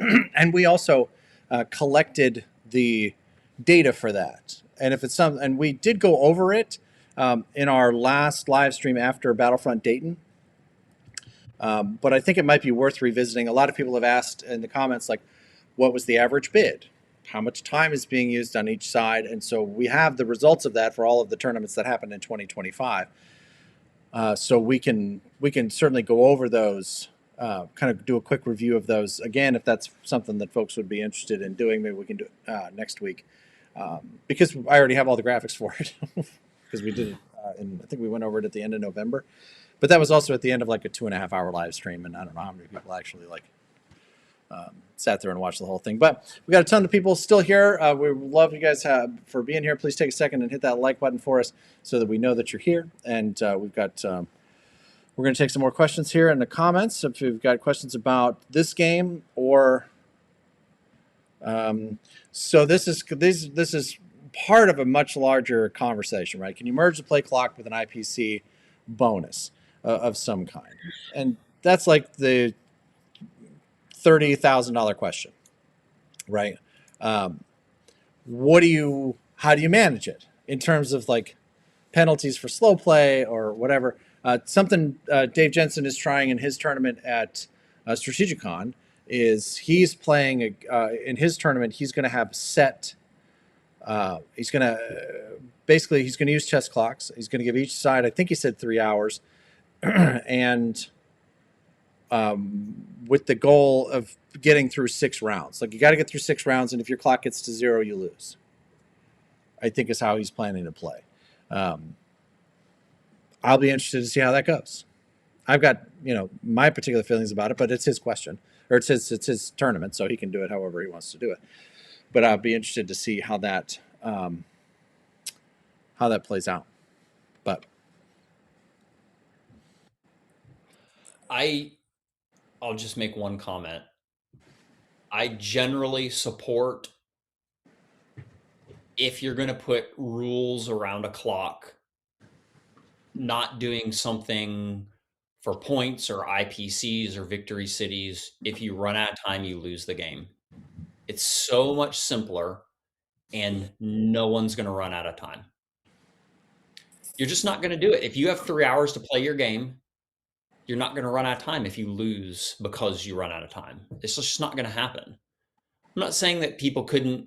There's obviously cons to every system, But I think it's more like, okay, you use your 3 hours and you go down one victory city and or 5 IPCs, and like it's just too much, in my opinion. So Yeah, I mean, that's there's some my value in the opinion. notion that it's easy to make something complicated, right? Yeah. It's harder to make something simple. So I mean, people have been playing chess for, I don't even know, hundreds of years. What happens when you run out of time? You lose the game. Do yeah, people run out of time in 5 minute games? Sure. But they don't run out of time in classical chess, like just doesn't happen at the highest levels. So yeah. anyway, Well, I'll be interested to see how it plays out in Dave's tournament. I'm going to talk to him and see if he puts out a poll to go with it, just to kind of see how people thought about it and how it worked for him. I think that'd be interesting. Hey, Cray T, celebrating 11 months of membership. Thank you very much for being here. Have you ever tried or seen someone try to hold Karelia on Russia 1? Seems like that complex is a major pain in Russia's side. Um, I've seen people try. I've not seen anybody be successful. The Germans can just get too much stuff there, and the Soviets really can't. You go at that with, I don't know how many guys they can get there, but in anniversary, not that many really. They've got, I think they've got 3 infantry there and a fighter. They've got a couple of infantry and a tank, or there, yeah, yeah. There's 3 infantry and a fighter in Karelia. There's 3 infantry and a tank in Archangel at the start of the game, so they can get there with 6 infantry, 3 tanks, a fighter, and a bomber. The Germans can overwhelm that pretty quickly, and to do it, it also means that they're not attacking Belarusia or East Ukraine or Ukraine, because they need to get all of those land units into Karelia to try to defend it. And I think if they do that, they might be risking Caucasus or Moscow. If in the 1942 scenario, if you don't attack East Ukraine, you're going to have a problem, because there's just too much there that can swing out, and like Russia turtling on turn 1 is never going to be successful. And I don't think that's what Brian and Adam did in our game. I'm I'm surprised that there wasn't more discussion in the chat and in the live stream of that Russian opening. yeah, those strafes. Right. I Um, thought it was really interesting. I thought that left us with a lot of. I thought that left Germany with too much material, and I think that ultimately led to us being just like this massive powerhouse standing in East Ukraine when it was over at the end of the show. So I think that might be. I was a little. I don't. And even watching the video back, I couldn't tell whether or not it was on purpose. Belarusia was on purpose. The intent was to strafe it into bounce to Moscow, and I think I understood that. But I don't know about East Ukraine, or I think they just lost in Ukraine. I think they were trying to take Ukraine. I think they lost, but I think that the plan was to strafe East Ukraine. So I'm not sure, but I Yeah, just one thing to just jump back 1 sec on Karelia. Russia might be able to hold Karelia for a round, maybe 2, but they're going to dedicate way too many resources on trying to hold that, and they're going to end up losing Caucasus, which is next to their capital and double the IPCs. So even if you could put enough, build 2 guys in Karelia, move a couple guys and a tank or 2 up there, end up with 8 guys, a couple tanks, a fighter. Like Germany may not get it. Yeah, they're not going to take that on round 1, but they're going to get it on G4, and you're going to lose everything along with the Caucasus. So I don't think it's doable. Be happy to play a game against an allied player who tries it. Is kind of like my perspective. yeah, it would be interesting. It would be interesting if they did it with the full support of the UK, Yeah. right? Like, if I think, and the trouble is, you're not going to know this on Russia 1, right? If the Germans don't attack Sea Zone 2, and there's a battleship and a transport in Sea Zone 2, that can now move over and drop a couple of additional land units in the UK, or in Karelia. They can get a couple of fighters there, like, and then the Russians continue to build there. I think that can work. I will say, if I saw a Soviet player do that, I think what I would end up doing is swinging to the south. I think I would Yeah. I'd head to Ukraine, and I would start pounding into Caucasus with the Italians, and I would undermine it from underneath, and then either draw those units out of Karelia, because you need to now get back to Moscow to defend, because I'm holding Karelia, which also then puts a threat on Calcutta, by the way, right? So I don't know. Yeah, I would just say this simply. You have two industrial complexes. One you can build two at, the other you can build four at. One is two spaces away from your center that you build six at. The other is next door to the one you build six at. Which is going to be easier to defend? Caucasus is going to be 2 to 3 times as easy to defend, and it's still sometimes hard to defend. Like Right. in this game, we had it, without a question. Right. It's not every game, but so Yeah. yeah, I don't think it's defensible. Yep. I guess when I asked about holding Karelia, I meant it make it dicey enough to hurt, so that they or the UK can take it easier on 3 or 4. Yeah, I mean, I don't know. So maybe the question is about holding it. It's about making it more expensive to take. So Yeah. rather than pulling out entirely, do you leave 4 infantry there, right? Do you leave the 3 that are there? Maybe you build there, right? You have the 3 that are there, and maybe you build 1 or 2 units there. You bring the 3 from Archangel to strafe Belarusia, right? So now there's not 3 infantry in Belarusia that can go up there. So yeah, I mean, there's a couple of interesting ways to do that. That's an interesting thought, to make it Yeah. Harder for them to take it, which makes it easier then, in theory, for the Allies to take it back. It's not a bad thought. It'd be interesting to kind of give that a go. Yeah, I do think, even though I've been really negative on this idea, I do think that it's good to think of new things, right? Like there is a I think 42 second, maybe just a little bit more than anniversary, but there's certain things you see somewhat regularly, or some patterns. So I think it's always cool to think of very different things. I've seen, yeah, and sometimes they work and sometimes they don't. So Yeah. No. Well, I mean, that's the point, right? It's like, that's part of the fun, right? Right? Like, this game is far from solved by any yeah, stretch. I mean, there's yeah, popular strategies that come up, and then somebody comes up with a better way, or a way to defeat that strategy, or whatever, and then a new thing comes up, right? So that's part of the joy of this game. Well, I think it's fun. Yes, I like those brainwaves. I like your brainwaves, Craig. Yeah, I appreciate you being here, brother. Thank you. Oh, all right. What other questions have we got? Oh, yeah, this is, we do this real quick. Is Italy in every game? I feel like I've seen games without Italy.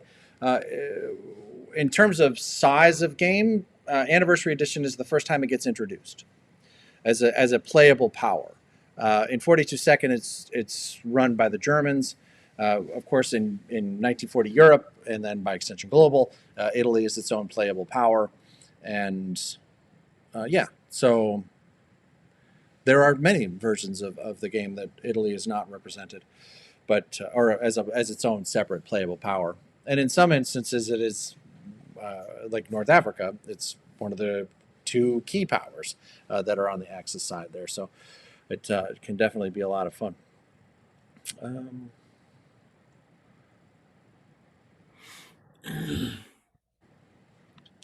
Right, and sometimes the U.S. buys 15 fighters. Right. exactly. Right, because you never know Yeah. what you're going to come up with. Yeah.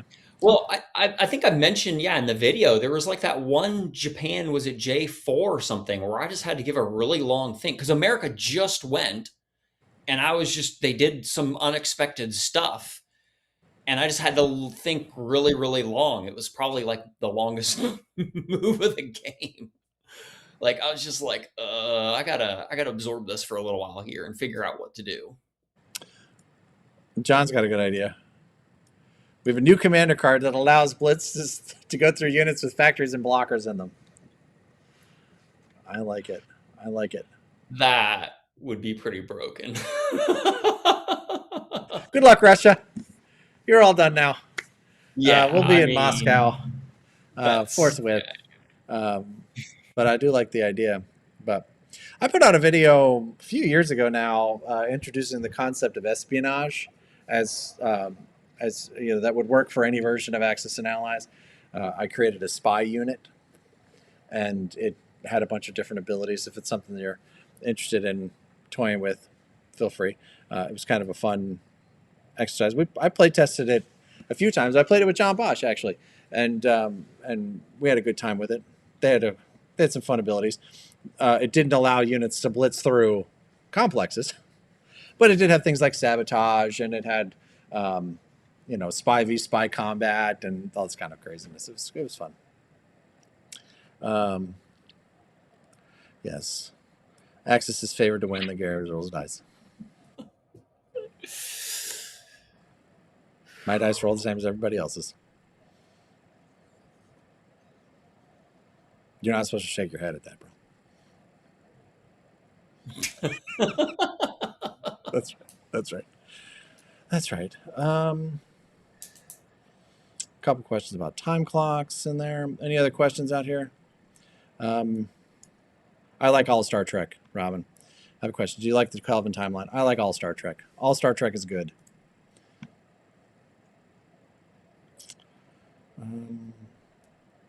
I'm sure we missed something, but I didn't notice anything. Yeah, I'm kind of scrolling back here to see if there's anything. When the German submarines spared the American transports, okay, this would be Germany 1, right? Remember how we saw Brian and Adam go after Eric and Brandon's transports in the quarterfinal on turn 1. Okay, so this is what he's talking about. So in G1, oh, it went away. Damn it. There we go. When the German submarines spared the American transports, I thought, now we'll have the U.S. action in the Atlantic. Then the guys rushed away to the Pacific, leaving the ocean open for the German for the Picard maneuver. Yeah, that was part of it, but I mean, obviously they were, you know, if you're going to do a kill Japan first, you're typically, in this version of the game, you're pretty okay to go all that direction. Splitting focus has a tendency to undermine the success of either side, and if you'll remember back to that quarterfinal match, like the destruction of those two transports and that destroyer played a huge role in the success of Brian and Adam's game, because without those transports, without that destroyer, like that destroyer would have been key, absolutely clutch in a couple of situations, and without it, it was very, very difficult for Eric and Brandon to kind of navigate through the Pacific. So yes.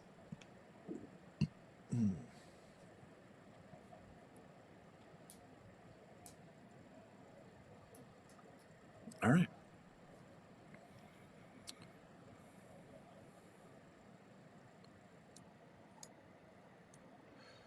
How do you feel about getting a battleship on G1 to support the transport in 5 with an extra hit point?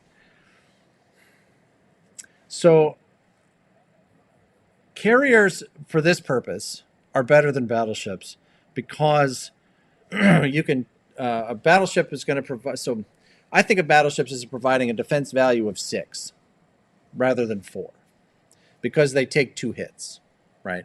So it's not perfect math, but when you're adding it up at the table, I count a battleship as 6 because you've got to hit it twice, right?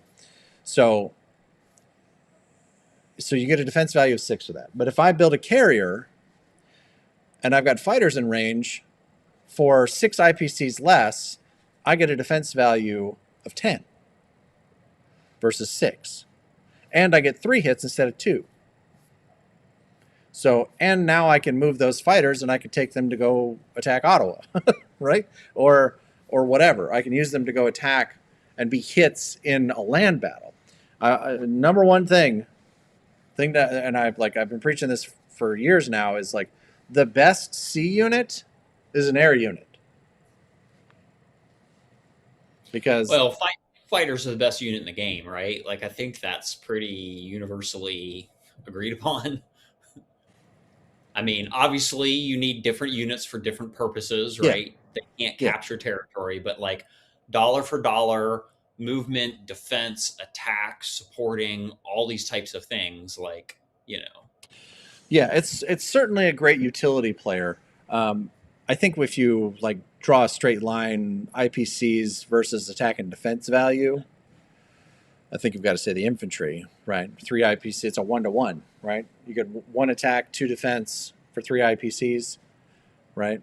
And a fighter, you're getting 3 attack, 4 defense for cost of 10, right? So it's not as, but it also has a movement of 4, right? So if you add all that together, maybe the fighter is better, right? Because you're only getting 1 more.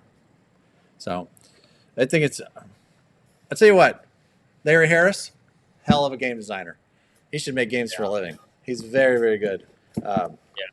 All of these games and all of the little intricacies. I'm always amazed, like, when I start counting up, like, how far this thing is from that. Right. I counted like 6 different ways, and it's always the same. It's always like 5 spaces to get to this thing. No matter how many, like, I count the north line. Okay, it's the same. I count through the middle. I counted through the middle a different way, and I counted underneath. It's 5 every which way I want to get there from this spot. Like, from a map designing point of view, like, or game design point of view, that's really hard.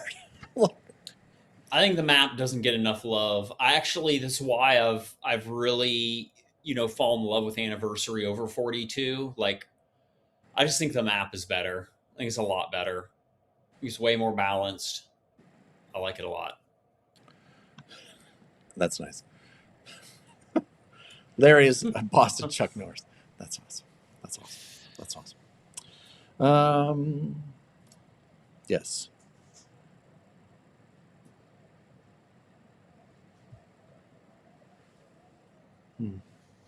Have you thought about doing a longer showcase game to go 10 plus rounds with another pair of players? Yeah, I would entertain that. I will say that typically our coverage focuses on tournament play, mostly because the algorithm seems to really like the idea of like World Championship this or tournament level that. So like more people see it and more people seem to be interested in it. So it would be hard to, like, we've put on a couple of casual games or games that weren't, from the World Championship, and like they didn't get very many views. But I will say that the one thing that is particularly interesting is that looking back at the 2024, our coverage of the 2024 World Championship, our 42 second edition video was very popular, very, very popular. It is immediately behind the final of the World Championship. So like there's the final video, and then there's the 42 second edition final. And like by some metric, then it goes down to the semifinals and the quarterfinals. So it's a big swing. So honestly, if I'm following the algorithm and following the view counts, I should be making more 42 second edition videos, because there seems to be a lot of interest in it. And I think that's where a lot of the online players are. Like the 42 second edition online players are. So if I'm making videos about that, then those are the folks that are watching. But I like this. I like 42 second too, don't get me wrong. But when it comes to, following I've never been in a position where I wanted to like chase the algorithm, but at the same time, like you want to give the people what they want, right? So yeah, I would love to do this too. I'd love to see some of the spring gathering games. Yeah. The trick is just finding the time to put them in the calendar. But we'll see. That might be a possibility, particularly that final match, man. Like the final match was so good. It was so good. That was one of the I don't best games we've know. ever I played. don't want to relive that. It was stressful as hell, but it was fun. Um, Oh my gosh. There's too many American things coming at me. I miss the British destroyer or whatever the heck it was. yeah, it was a lot. What do you think the 2 or 3 most important moments where the Allies could have turned the game around? So this is the. Thank you, Stephen, for the question. That's a good question. So normally, this would be the portion of the show where I would say how the other side could have won. And I think that there was a couple of lines, but I think the biggest success of the Picard maneuver was drawing the American fleet to the north. Right? So the American fleet had to stay north so that it could be in range of its fighters that had to go deal with what was going on in Ottawa and the land units that went that way. Right? So with the fleet ending up to the north, all it could threaten was Japan.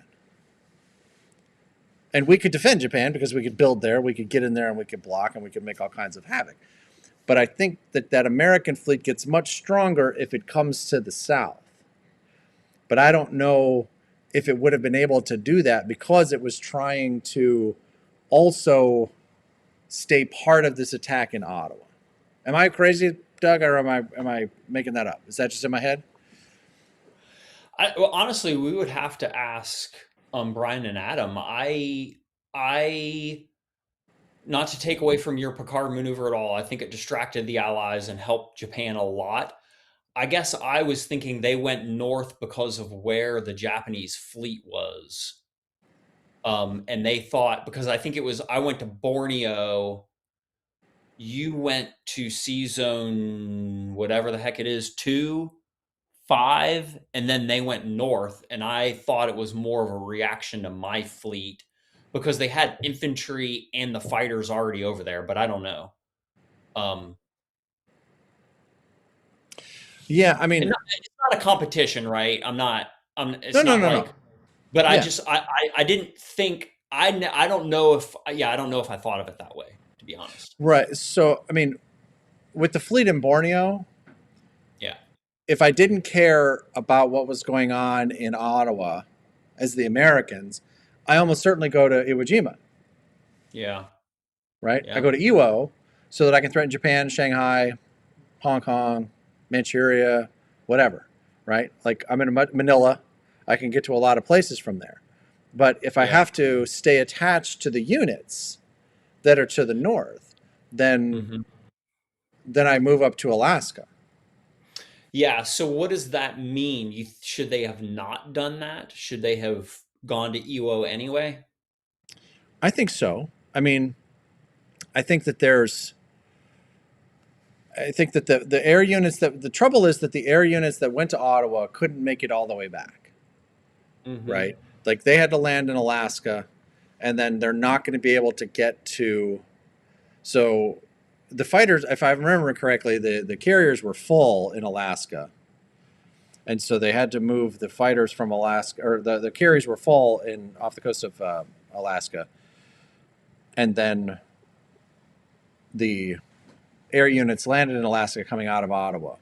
So they wouldn't have been able to, they could have landed in Manchuria or landed in Buryatia, which I think is what they ended up doing after hitting the fleet in 62. But with the transports to the north, they're just going to have a really hard time trying to get through to any of the They were very victories. limited where they could go. Yeah. Right. So I think if there was any way that I could have tweaked their reply, I think that would have been it. I think it would have been, instead of going that far north with the fleet, I probably would have stayed to Ottawa or to Yeah. Iwo Jima. So I think that would have been the only thing that I would have done differently. And I don't know that the 2 tanks going south in the end for the Soviets to go to Transjordan to try to zip around through Egypt and pick up those 4 or 5 IPCs. I don't know that that I don't know that was going to make a big difference. I get though that we were in a mindset where we were trying to figure we might be going to a 9-9 tie.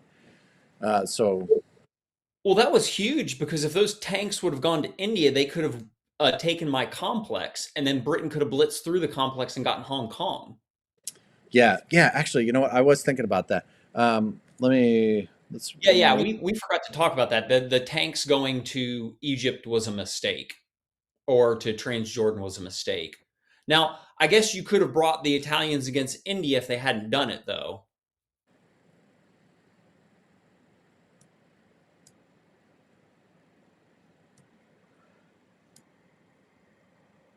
Yeah, this is it. Right. So to me, if you were going to send these tanks out, I wouldn't have sent them to Transjordan. I'd have sent them to Calcutta, because Doug's absolutely right. They could have gotten further along here. They could have helped with the 1-2-3. Like, and I've talked about this in other live streams. Like, the value of having multiple punches from different powers is super important. And Yeah. so, and you'll see this in our play of always trying to keep an additional power unit in the area so that I can go punch, right? So I think I think those tanks would have been more successful even in Shanghai, right? Because in theory they could have gone at the end of Russia 4. If they're in Shanghai, they can go to Hubei, they can go to Shanghai, right? Like, and you just get so many units in the area that there's just no way to take them all out, and eventually turn order does you in. Yeah. Yeah.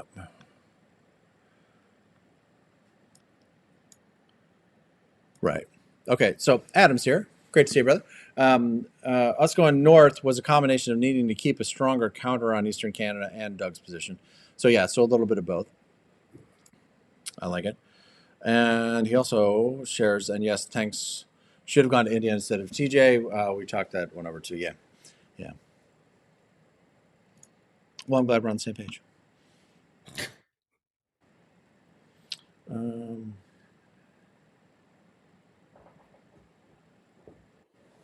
Yeah.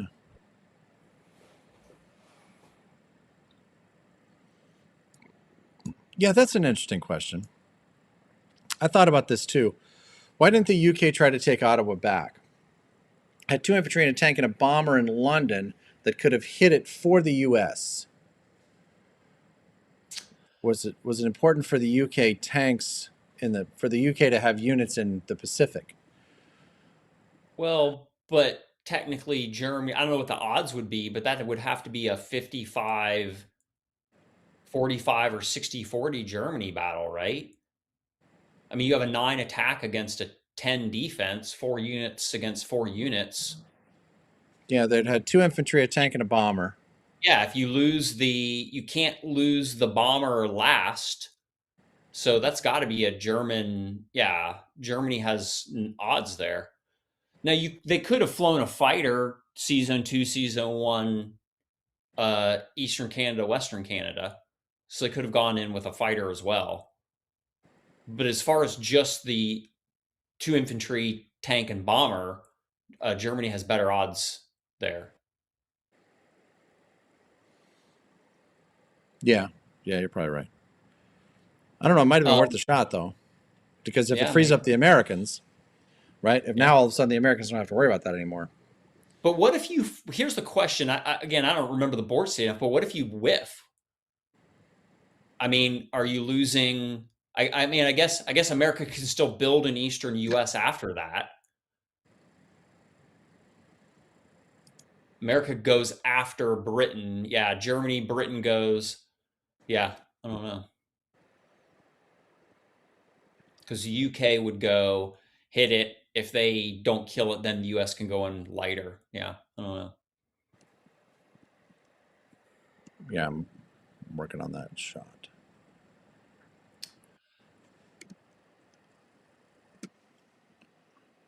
Right. So yeah, I mean, so even if I think that's it. I think that's the notion, is that if if the UK can get that down to,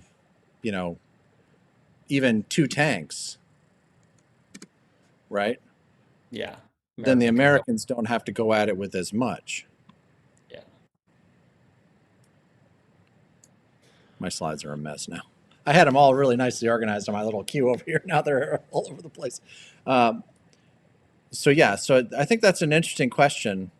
So they could have gone with 2 infantry, the tank, the bomber, and it's 2 infantry and a tank there, or 2 tanks in Ottawa. So it's defensive 10. They're attacking with 2, 6. So they're attacking with 8. So they get 2 hits before they get wiped out, or the bomber has to retreat, one or the other. It's 2 tanks now. The Americans can probably just go at it with they got 4 or 5 infantry there, Less. Yeah. and then the tank. So maybe all of those units now that are in 56 can head to Iwo instead. But now they don't have any land units, right? Oh no, they got the land units there in Western United States. Yeah, so they can get through there. Yeah, I would have to math out Iwo a little bit more. I mean, I have 3 destroyers and 12 fighters that can get there. I mean, what do they have? About a 30 defense? Yeah, they'd have a third. No, they'd have more than 10, that. 10 fighters. That's a 30 attack, 36 attack against, I mean, I guess they could 1, 2, 3. They can't get any more fighters. They only have 2 fighters on their carriers. No, there's 4 fighters there.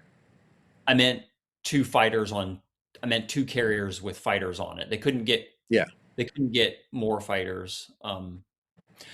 Yeah, I actually, yeah, I don't know. I'd have to look at that a little more carefully. 1, 2, 3, 4, 5, 6, 7, 8, 9, 10, 11. So that's. Well, I mean, even if the Japanese do come up to try to attack it, now you've just pulled all of the pressure away from Calcutta and from Sydney. Yeah. Right. But So if I wipe out the American Navy at Iwo, right, you're taking Hawaii. yeah, Right, not any trouble. Yeah.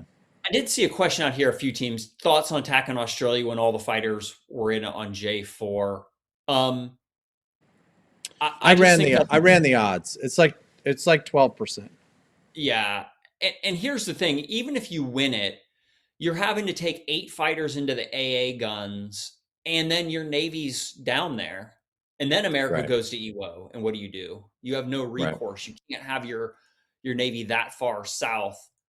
Even if it were a 75% chance, I don't think you go for it. I think it's better to make them divide that force and pick, are they going to defend India or Sydney, then just go into Sydney light. So I don't think you can do that. Yeah, I will say that I think the 2 best moves of the game were the movement of the fleet, the Japanese fleet, into the sea zone around Borneo. Like from around Caroline Islands, I think that the response from the Americans to move everything down to Australia, I thought was absolutely brilliant. But I think that the Japanese response of just, okay, we'll just go over here, and was probably in chess it'd be called a quiet move, right? Just like okay, we'll just move over here, no problem, and completely change, which is a fairly subtle movement, completely change where all of the pressure is being applied. So I think that was a great play. I think both sides here had a really good move. But then I think the other one is when the American air units came in and just completely wiped out every Japanese land unit in China.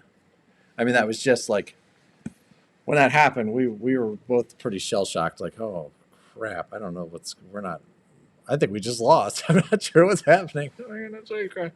So, yeah, it was a gut punch for sure. Yes.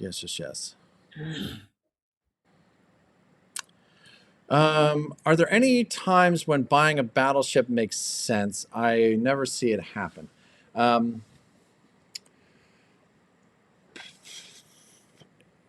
I No. can't I can't I can't think of an instance in tournament play where it makes sense.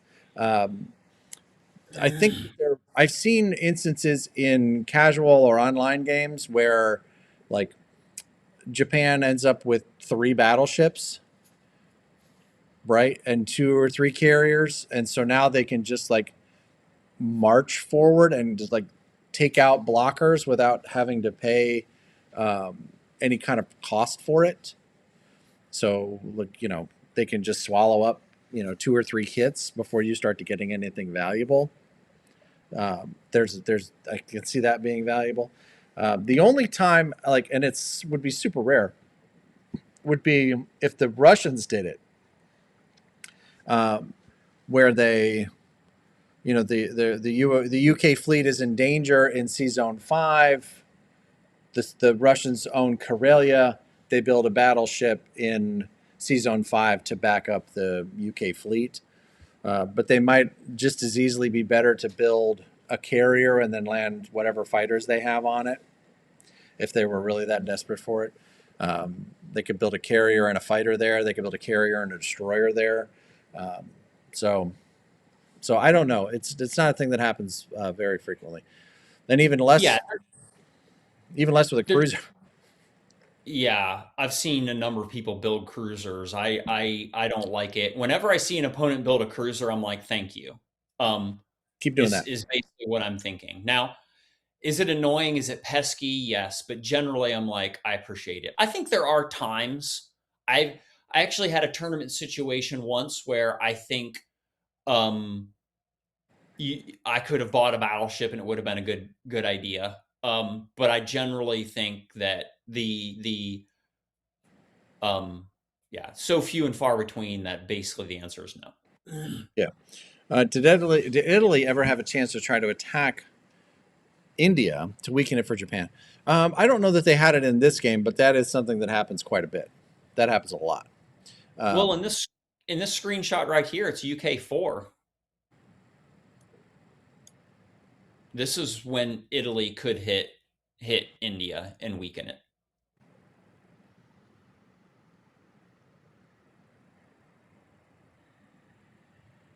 Right? They met. Isn't this where they step a guy out to Persian block or something like that? I can't remember. um,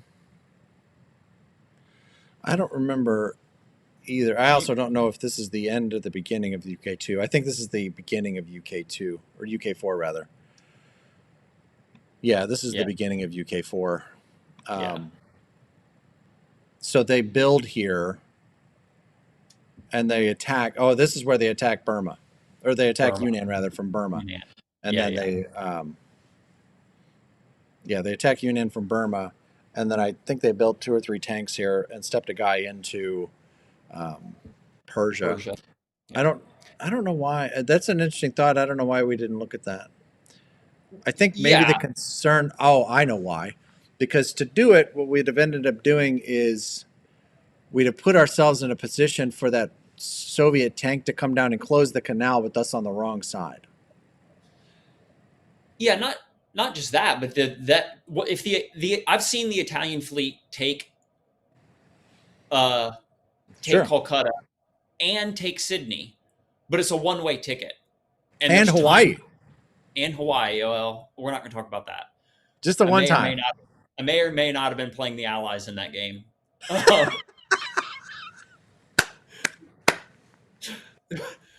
I don't think they That's got all three, but they did get no. Hawaii.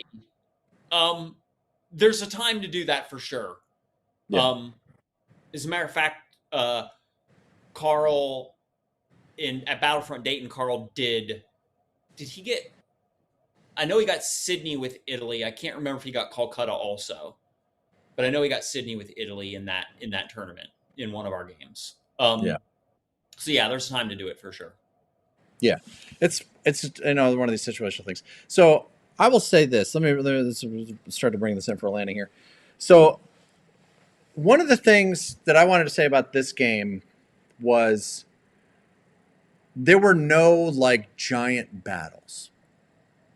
Like normally like I try to show like footage from the convention, but like as I'm watching it through, there was no like giant stack of or fleet smashing into another giant stack or fleet, right? Like the most I think ever went up against each other was maybe that battle in Yunnan, right? I mean, like even that when the Japanese moved their big fleet up into Sea Zone 62, there were 3 units there. It was 2 fighters and and a carrier, and they just got overrun. Maybe the attack on Sydney, but there were 3 land units there, right? So there was never like a big like clash. Yeah. And I think that's interesting, and I think that it's because this was probably the most tactical game we've ever played. It was really tactical. Like there was very little luck involved in this game at all. Like we got maybe a slightly fortunate, we got a fortunate outcome in Yunnan, but I think Adam was on a minute ago and said that there was like, it was like 60% for them to win, and we came out with a couple of extra units. So maybe we got a 15-20% outcome there. That's not astronomical. That's 1 in 5 that's going to happen. So that's, to me, that's not that big of a deal.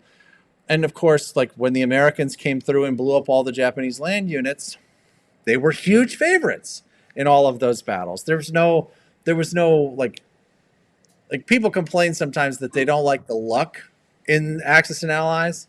Like, well, then this was the game for you, bro, because this game had like none of it. There was no like real luck involved in this game at all. Very few narrow battles.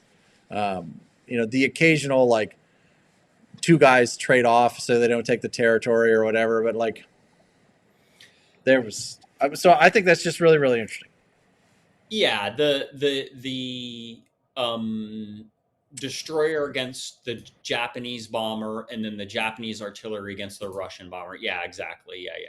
Yeah. So okay, and when there was luck involved, there was balance, because I will promise you that Japanese bomber that went down off the Horn of Africa, that was a really important piece, and its absence was felt throughout the rest of the game. There's zero doubt about that. So it, I think so. Blowing up that dude in Hupei with it. Right. But yeah, the artillery was big. Yeah, I'm trying to think of another battle. Like the only other one that comes to mind is your initial attack to the cruiser destroyer off the coast of Africa, Morocco, where they got. I mean, usually, Germany will come out of that getting hit once, but you got hit. I guess you got hit twice, so it's not that big of a deal. Yeah, it's still a small battle. So yeah. Right, same thing in Sea Zone 2. We lost both subs.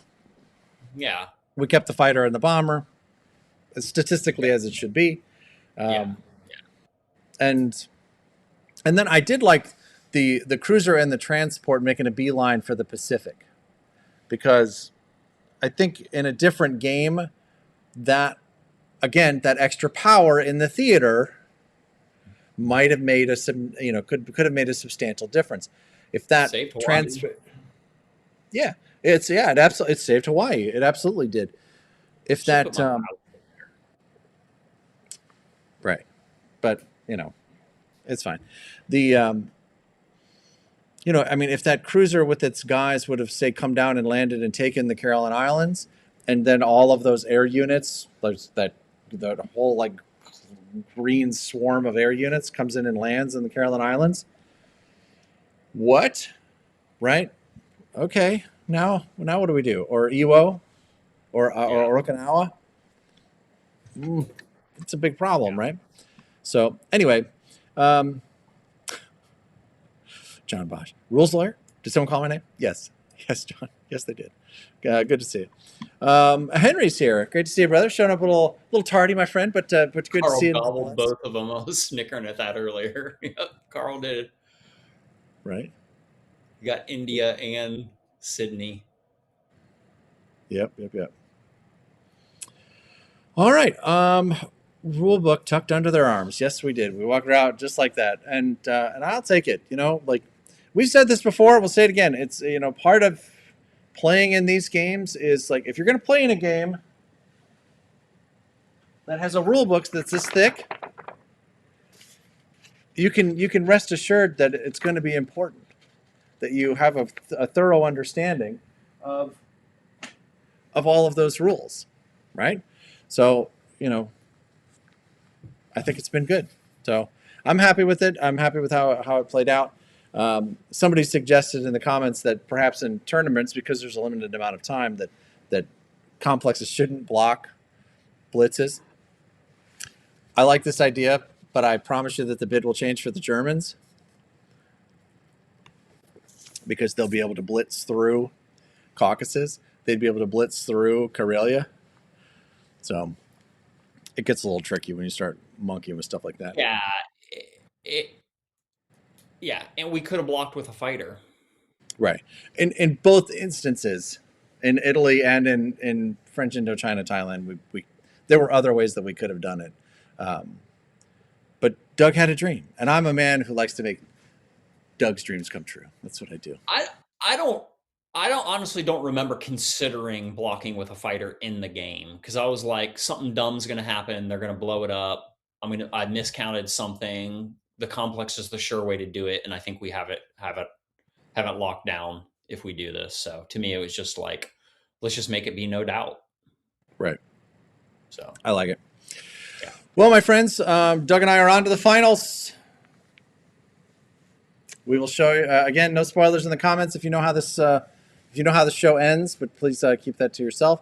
But we are on to the finals next week. As I said, you're going to see the semifinal match. That'll be Dave Jensen and one of our newest members, Mike Stedman, facing off against Eric Zielinski. What's fun about this is that Eric and Dave Jensen are both playtesters for Renegade, and I have it? I might be. Oh, I got a bunch of stuff on it.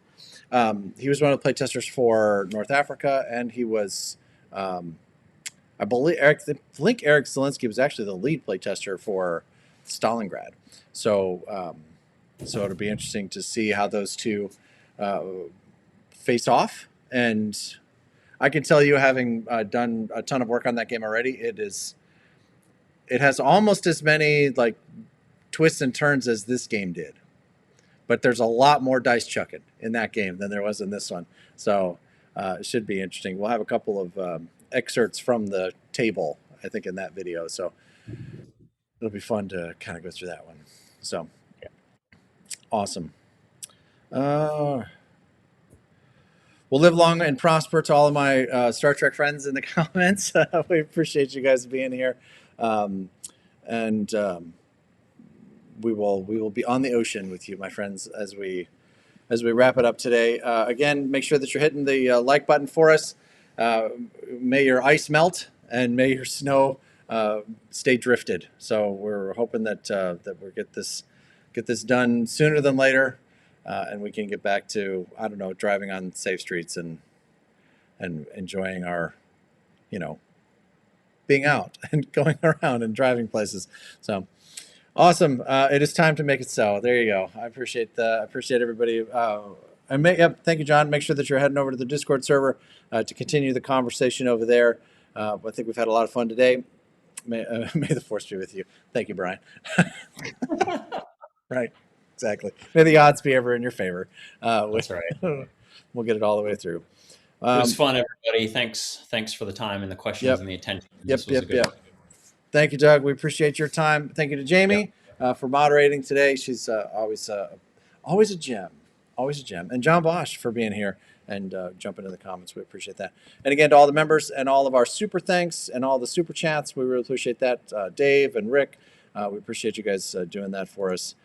And with that, I need to go start editing next week's video. And I'll be pounding through on that for the next several days. So if you don't hear from me, you'll know why. And once again, the statue or the trophy that's behind Doug there that has a 25 on it is from the Spring Gathering, not the World Championship. A couple of other comments about that. So we will see you next week. Thank you all for being here. Have a great night. Doug, thank you again. Bye, everybody. See you, Gary. Good night.